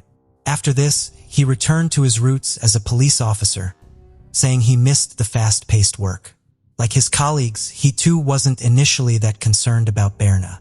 There were many other factors that he had to consider. People do go missing in Iceland. Anything from mental health problems to simply staying at a friend's house and not CCTV. But Reykjavik isn't like most capital cities. The Icelandic population have negative attitudes towards clothes, and CCTV showed her leaving the club, dropping her coins, and walking into the stranger. When Grimson checked the next camera less than a block away, she was gone. There were two options. Either she had gone down the side road off the corner or got into a car. Grimson had a keen eye for detail and was sure that there was a clue in that grainy CCTV that would eventually lead them to Burner. He noticed a car, a red Kia Rio, going on the opposite side of the road to Burner. He watched as it drove past the Lebowski bar seconds after Burner had been seen there. This was a lead the officers had to pursue. Then came the next problem. They couldn't make out the license plate, who was driving, or how many were in the car. There were more than 100 cars of that make and model in Iceland. This did nothing to calm the fears of her parents. Scylla was incandescent when they explained. The quality of the tape was too poor to extract any more details from. Scylla said, "Can't you find it like in the movies?" Grimson replied, "It doesn't work like that." The police knew that while they didn't have enough in terms of CCTV, they did have a community with a spirit of hope. They appealed to the people of Iceland for their help. They held a rare press conference. Grimson and Berna's distraught family went before the cameras and begged Iceland for its assistance in finding her. Scylla showed the media what kind of person her daughter was, explaining she was extremely intelligent, bilingual, with a love of other cultures and a passion for exploring. The police hunch that the press conference would lead to a breakthrough proved right, and before long they had their first lead. A pair of brothers decided to search Hafnarfjordur, where her phone had pinged off of the tower, and when there, they headed towards the harbor. After searching in a fenced-off area, they found a pair of boots, black Doc Martens, identical to the pair that Berna had last been seen wearing. Using the power of social media, they posted a picture of them to Facebook, and before long, the officers arrived. They confirmed the shoes were Berners. Finally, the police felt like they were getting somewhere. Grimson demanded officers scour through the CCTV with a fine-tooth comb, and soon they saw a familiar picture. At 6 a.m. on the morning Berner vanished, a red Kia Rio pulled into the harbor. A man climbed out of the car and staggered off in a drunken state towards a fishing trawler that had docked there. 25-year-old fisherman from Greenland, Thomas Muller Olsen. The car had since been rented by a family who complained of a stench of chemicals coming from the back. After impounding the car, officers were determined to find any trace of Berner, and soon they had a clue: blood spots in the back seat. Samples were quickly gathered and sent off to Sweden for analysis in a desperate bid to see if it matched Berner. For Grimson and his team, it was now a race against time. They needed to find the trawler and their only suspects, Thomas Muller Olsen and Nikolai Olsen. Thomas and Nikolai weren't related, but were crewmates on the trawler. Thomas was considered easygoing, approachable, and generally likable. Whilst on board, his phone pinged. Thomas went pale. It was a news article saying that the ship he was on was linked to the disappearance of Berna. A journalist had contacted a Facebook group used by the men on board and asked who had rented the car and who was seen on the CCTV. Thomas was visibly shaken. His captain assured him that if he was innocent, he would be fine. The challenge for Grimson and his team was huge. The longer his suspects were on that boat, the longer they had to align their stories and get rid of anything incriminating. He needn't have worried because the ship's captain had already formed a plan. He had read of the link between the ship and Berner, so turned it around and headed back towards Iceland. He and his high-ranking officers agreed they would say engine problems had forced the turnaround, and the Wi-Fi was disabled so that the suspects could not read anything about the case. The police were keen to use the elements of surprise, and so used members of their elite counterterrorism squad, also known as the Viking Squad, to board the ship as soon as it came back into Icelandic territory. Officers were dropped onto the ship from a helicopter, and finally, the police had their two suspects in custody. The reaction of the public to the case was massive, and the whole country was waiting on tenterhooks for any news of what had happened to Berna. The case seemed to take over all aspects of Icelandic life. Although their intentions were good, online sleuths only added to the confusion, and it became hard to distinguish rumor from fact. Stories ranged from a body being found in a lake, to Berna and other women being found alive on the trawler, swirled around social media. Grimson remained calm and called for the same.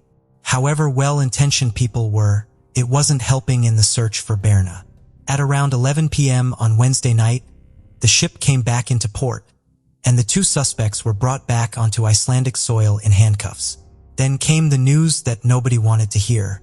The blood in the rental car was Berna's. The police wasted no time in questioning the two men. Nikolai and Thomas were sure that they had done nothing to Berna and gave similar accounts of the events of that fateful night. They had both separated and gone to different drinking spots before meeting up again as the night began to wind down. Nikolai was already incredibly drunk, and his account was hazy. Although Nikolai could remember nothing about them, they said they had picked up two girls on the high street, one of which was Berna. Thomas said he'd dropped Nikolai off at the ship before driving away. He then climbed into the back with the two girls where they kissed before he dropped them off an hour later. The police were inclined to believe Nikolai.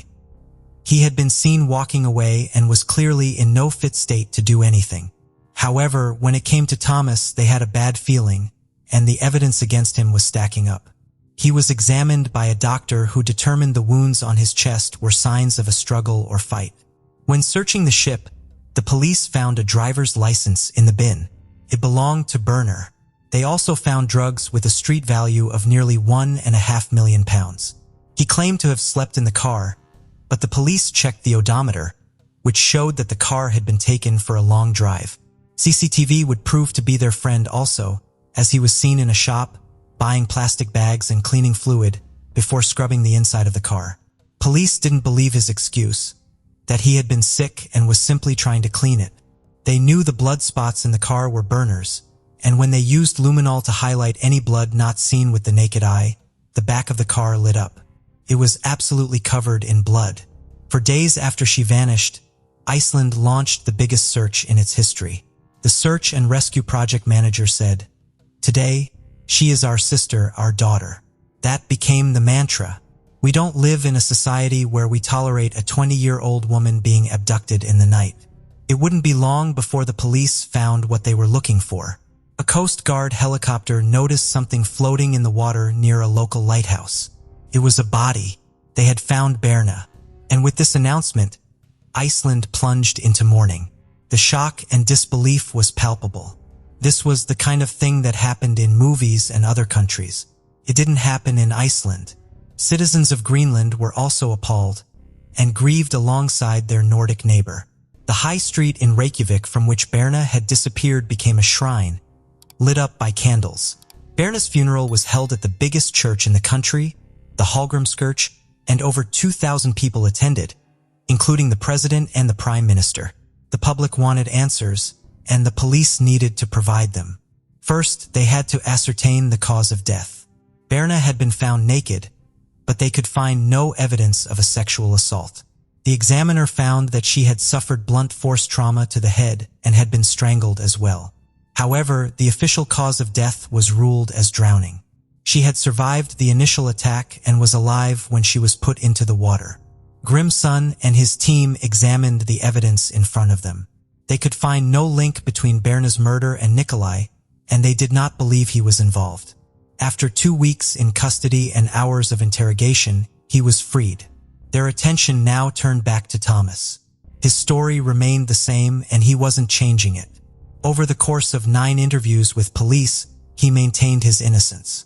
While the police had their crime scene and suspect, they could find no reason or motive as to why Thomas would murder Berna. But the evidence continued to mount. They'd been able to find his DNA on a lace of Berna's Doc Martens, and his fingerprints were found on her discarded driving license. On the March 30th, 2017, breaking it was during his trial that he sensationally changed his story. He said that there were not 2 girls, only one, Berna. He said that he had left the car to go to the bathroom, and Nikolai had driven off with Berna in the back seat. And when he returned, she wasn't with him. Court was stunned. He was now trying to pin the murder on his crewmate. With a low voice and a face covered, he admitted to the drug possession, but denied murder. In September, the 3 judges had reached their verdict. Guilty on all counts. and he was led away to begin his 19-year prison sentence. Thomas Muller Olson has appealed his conviction, but the High Court upheld it. And the following year, the High Court refused to consider another appeal. The murder of Berna Bronsdottir was a crime that shook Iceland. The chaplain who presided over Berna's funeral said, "This case will be remembered. It changed us a bit, our feeling of security." CCTV around Reykjavik was increased, and women became more wary of strangers. For Grim or Grimson, despite 30 years of service, this had been his first murder case. His calm and coordinated approach made him a hero in Iceland. He now proudly represents his country in the European Union's Agency for Law Enforcement Cooperation based in The Hague. Despite the tragic events surrounding the murder of Berna, her memory continues to be kept alive, and the people of Iceland are determined that she will never be forgotten.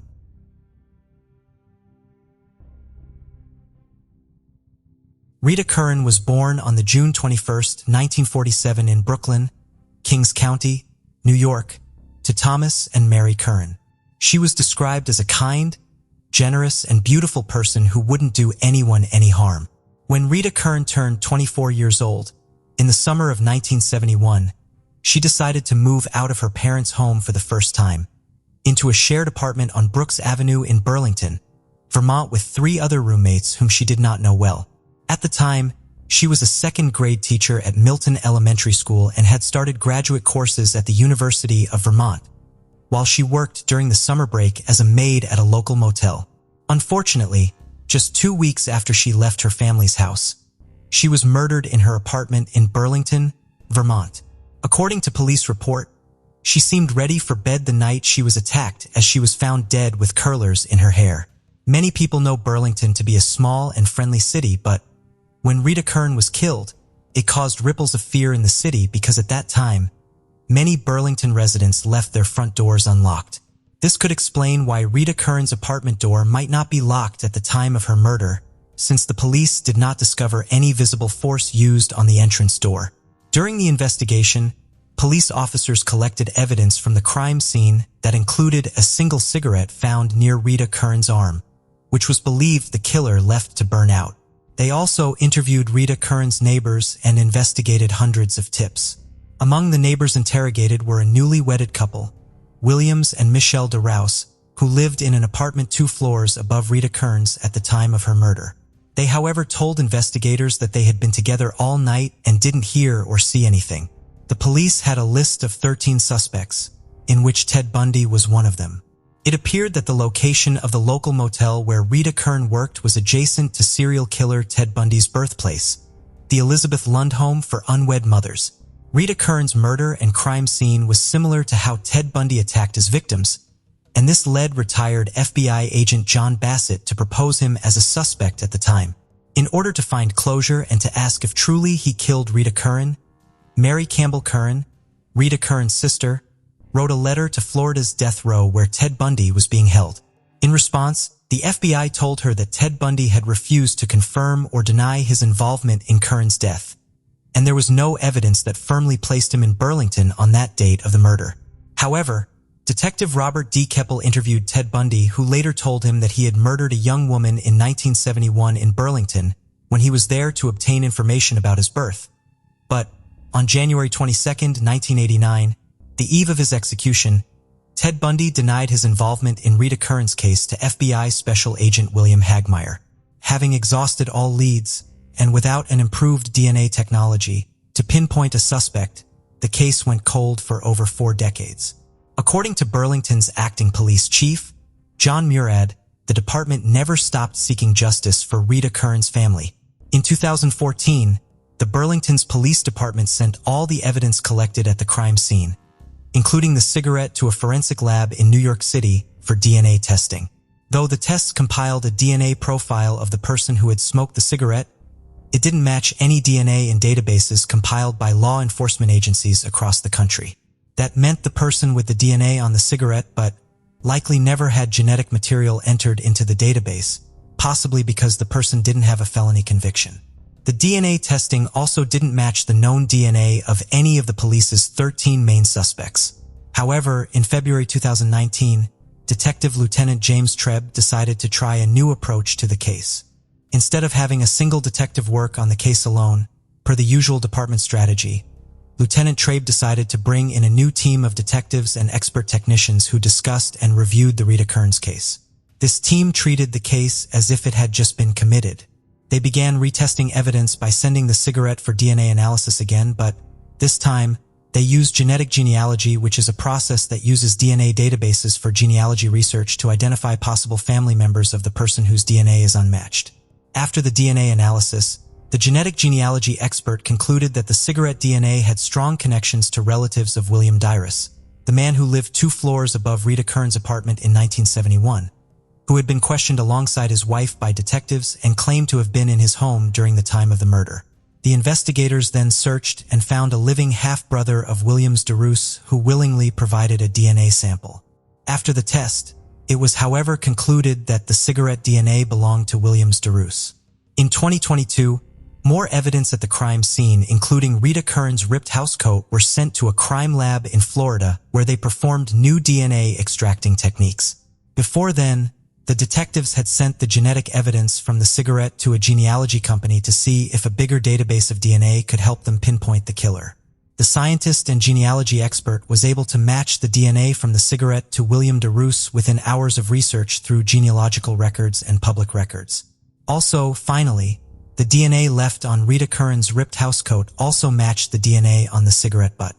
The investigators later discovered that William Dyrus died at age 46 in 1986 at a San Francisco hotel from a drug overdose. Shortly after Rita Kearns' murder, he and his wife left Vermont and got divorced. In an interview with the police, William Dyrus' ex-wife, Michelle, who had moved to Eugene, Oregon, and had changed her name, told investigators she had lied in 1971 about her husband being with her all night in their apartment. It was established that William Dyrus had gotten into an argument with his wife on the evening of July 19, 1971, and had gone out for a walk to supposedly cool off.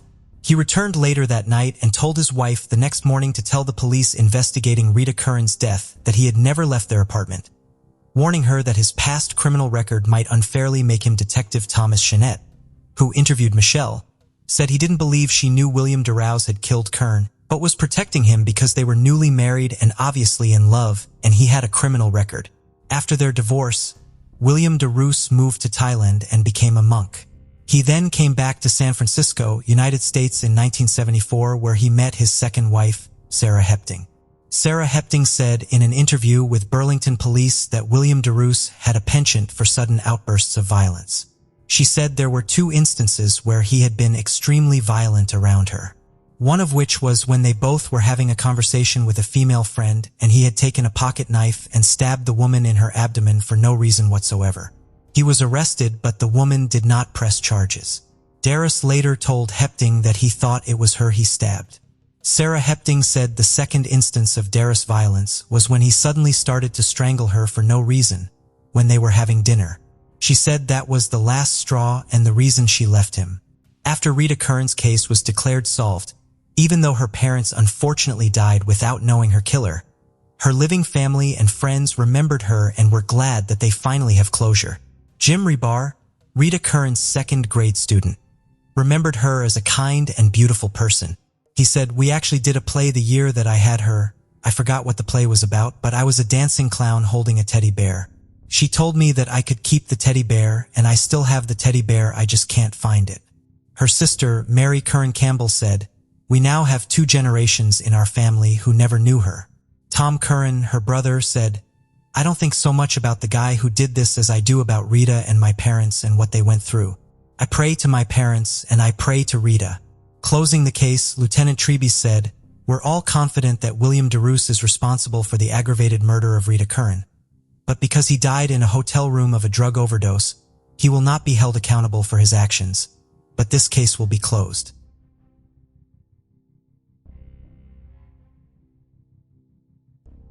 Around 6:30 a.m. on January 18, 1981 in Camarillo, California, about 50 miles from Los Angeles, 2 newspaper delivery boys discovered the naked body of 20-years-old Rachel Zendejas, an Oxnard college student and a single mom of 2 who had recently gone through a divorce. She was murdered in an apartment complex's carport just across the street from her apartment in 700 block of Mobile Avenue, which she shared with her brother and 2 daughters, who were 1 and 2 years old at the time of her murder.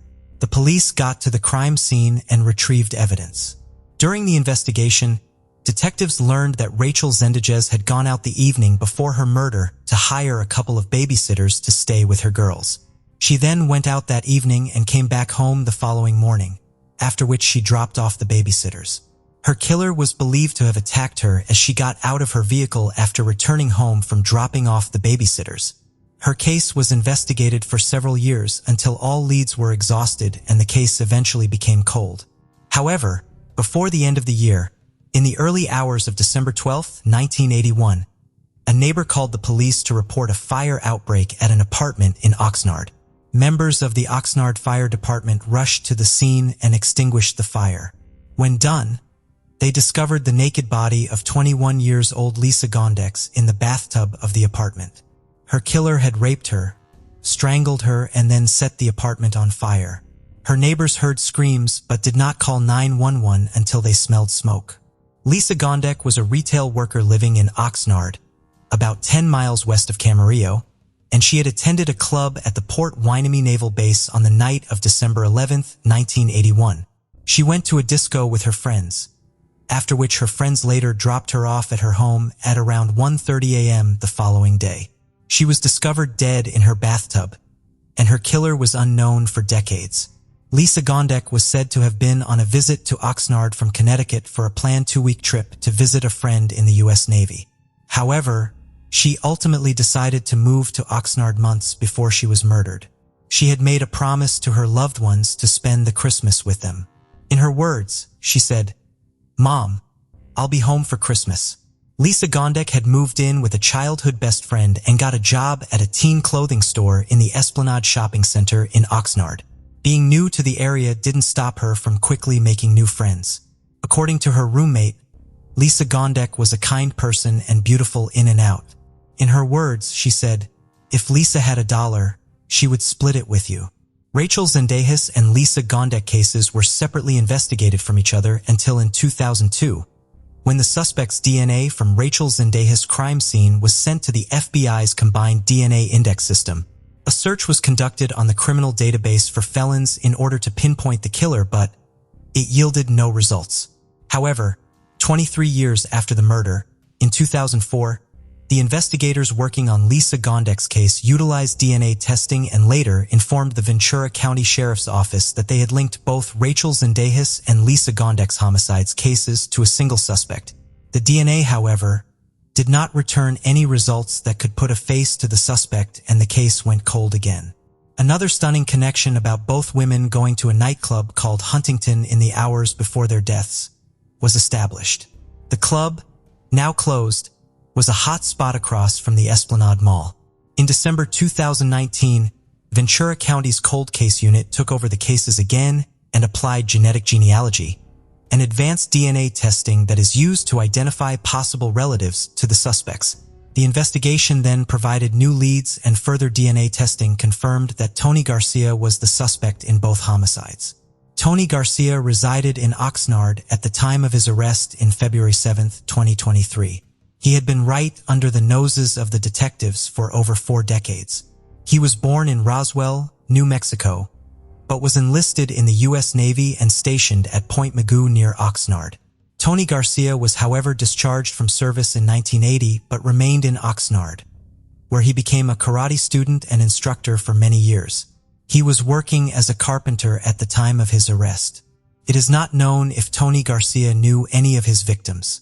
Tony Garcia was charged with 2 counts of murder, plus special allegations of committing murder while engaged in a rape and committing murder while engaged in a kidnapping. At his first appearance in court, he was ordered to be held without bail. Following Tony Garcia's arrest, Rachel Zendejes' brother, Roy Rodriguez, said, "I am alive for this. It is my purpose to get this thing solved for Rachel."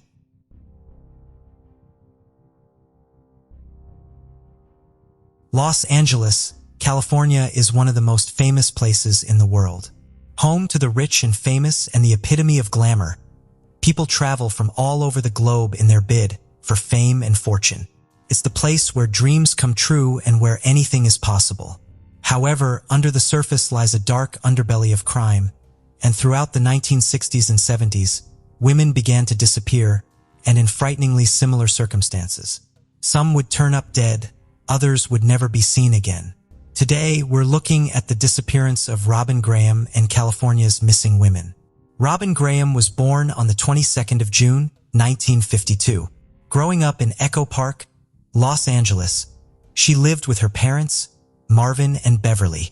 She was a small girl, around 5'6", weighing 125 pounds, but she had a big personality and an even bigger heart. She was a bright student and graduated from John Marshall High School, and this hard work continued as she began attending Pierce College as well as working at Pier 1 Imports in Hollywood. Along with balancing work and school, she was in a loving relationship and had a busy social life. On the 14th of November, 1970, Robin left her car at Pier 1 Imports and got a lift with her boyfriend as she headed for a night out. After a night of laughter and dancing, she got a lift back to the car and set off driving down the Hollywood freeway at around 2 o'clock in the morning. Just minutes into her journey, her car stalled near the Santa Monica Boulevard off-ramp. Seconds after pulling to the side of the road, California Highway Patrol officers came to her aid. They offered to call the stranded Robin a tow truck. However, she politely declined and instead used a phone box to call home. Her sister passed the message on to her parents, and they said they would be there as soon as possible. The patrol officers decided to loop around and double-check on her. She was back at her car and told them that she had contacted home and was waiting for her lift. Happy she would soon be off the freeway, the officers carried on driving. Upon their third time of driving past Robin, they saw a light blue Corvette parked behind her car, and she was talking to a man. He was around 5'8" in his 20s with bell-bottom trousers and a turtleneck. The patrolman saw the two ride off in his car together and said she appeared to go willingly, believing she was now safely with her family. They continued on their way. Around half an hour after her car broke down, her family arrived. Her Dodge was locked and she had gone. Investigators were stumped. Once a car had disappeared into the busy Los Angeles traffic, the chances of finding it again were slim. Initial reports said that Robin had willingly gotten the car with the man. However, the officer who made that report was questioned again and said that while he saw them talking, he didn't see them leave together. The California Highway Patrol faced an immediate backlash for their conduct on the night Robin vanished. People were outraged that they had left a teenage girl on the highway in the company of a strange man in the middle of the night.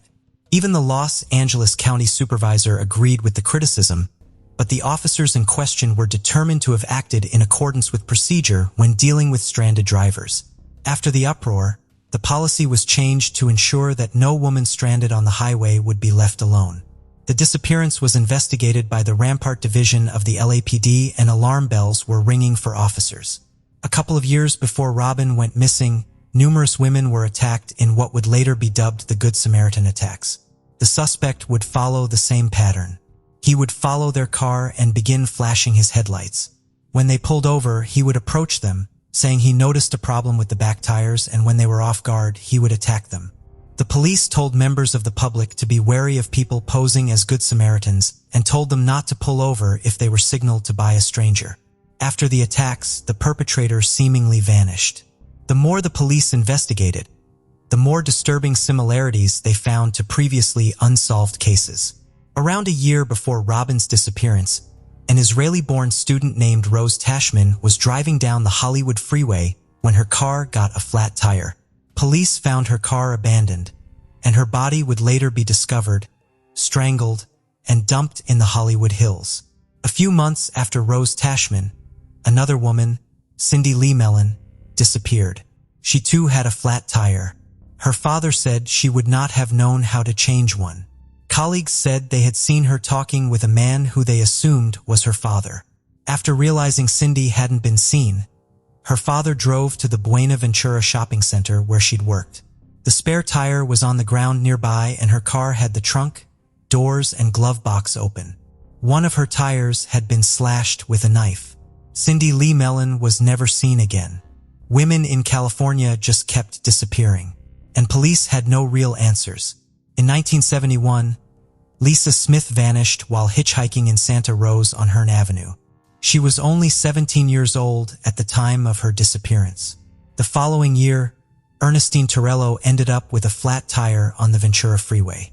Her body was later found in the Santa Monica Mountains. The police believed that she had been killed by someone who pulled over using the facade of helping her with her tire. Just 5 days after Ernestine Torello was last seen, 20-year-old Jeanette Kamahali was seen hitchhiking in Santa Rosa on Highway 101. A friend of Jeanette was heading to pick her up. Before they could make it to her, she was seen with a white man in his 20s and, like all the other women, was never seen alive again. Mona Jean Gallegos left her friend's house at around 1 a.m. On June 19, 1975, her car was found abandoned on the San Bernardino Freeway at Santa Anita Avenue at 4:45 that morning. It was locked up with no gas. The police theorized she had gone to a nearby gas station and been offered a lift by someone there. 6 months later, her remains were found in the Riverside Ravine. The Times ran an article by Robert Kitzler, which said that detectives believed her disappearance was identical to that of Robin Graham's. There are a few theories surrounding the disappearance of Robin Graham. After news of her disappearance broke, the Los Angeles Times covered the story. This would lead them to their first proper witness. A woman came forward saying that she had stalled on the Hollywood freeway, just like Robin had. She was approached by a man in a Corvette. He claimed to be an off-duty police officer and suggested that she catch a ride with him. After she refused, he quickly sped off into the night. 1 month later, she was able to identify him, a man called Bruce Davis. A look at Bruce Davis's history paints a frightening picture. He had been a high-profile member of the notorious Manson family cult, responsible for a string of infamous murders that sent Los Angeles into a tailspin of fear and still captures the attention of the public all these years later. Although he wasn't involved in the cult's most notorious crime, the Tate LaBianca murders, he was right-hand man to its leader, Charles Manson. Davis was later convicted of 2 murders, both connected to the Manson family. He is also a suspect in several disappearances and unsolved murders in California, including the brutal and frenzied murder of a couple in Silver Lake, not far from Los Angeles. Both victims have been stabbed at least 40 times with ferocity and fury. This potential link to Bruce Davis forced the investigators to examine another frightening possibility that maybe Robin Graham had fallen victim to the Zodiac Killer. Bruce Davis was one of those suspected of being the notorious unknown criminal. The Zodiac's first known attack was in Northern California in 1968, and he has 5 confirmed victims, but there could be many more. He would strike at random in motiveless and brutal attacks that would leave California paralyzed, not knowing who would be next. It's worth noting that Robin went missing on a full moon, which was one of the signatures of the Zodiac. He would taunt the police with cryptic letters and relish the attention given to him by the media. However close the police thought they were to catching him, he was always one step ahead. This potential link to the Zodiac took the police back to the previously unsolved Good Samaritan attacks. Kathleen Johns was driving to San Francisco with her young child 8 months before Robin Graham's disappearance. A car came up behind her and began to flash the headlights. After pulling over, a man got out of the car and said that her back wheel was wobbling and offered to fix it for her. Instead, he loosened it, and as she tried to drive away, it completely came off. He offered to take her to a local gas station, and thinking her and her child would be safe, she accepted. He approached the gas station and slowly drove past it. She nervously asked where they were going, and he replied, "Before I kill you, I'm gonna throw your baby out the window." He continued driving for an hour and a half, telling her, "You're gonna die." She managed to escape with her child and hid in a field, but he did not give up easily. He scoured the area with a torch, determined to hunt her down. He only left when he heard the sound of a nearby truck approaching. She managed to flag down a car who drove her to the safety of a police station. As she sat and waited to make her report, she looked up to a poster on the wall. On it was the face of the man who had terrorized her and threatened the life of her and her child. It was a wanted poster for the Zodiac Killer. Robin Graham's parents never lost hope. They remained at the same house with the same phone number, waiting for their beloved daughter to return home. But tragically to date, no trace of Robin Graham has ever been found. To think that these women fell victim to a supposed Good Samaritan under the guise of being helped when they were at their most vulnerable is a truly terrifying thought. And sadly, the true fate of California's missing women will most likely remain a mystery. Thank you for joining us on this journey into the depths of unsolved mysteries. Cold cases not only challenge our understanding of the past, but also ignite our curiosity and determination for answers. Remember to subscribe to stay updated on our latest investigations. And if you have any information regarding the cases we've covered, don't hesitate to reach out. Together, we can shed light on the shadows of the past and bring closure to those who seek it. Until next time, stay vigilant, stay curious, and never stop seeking the truth.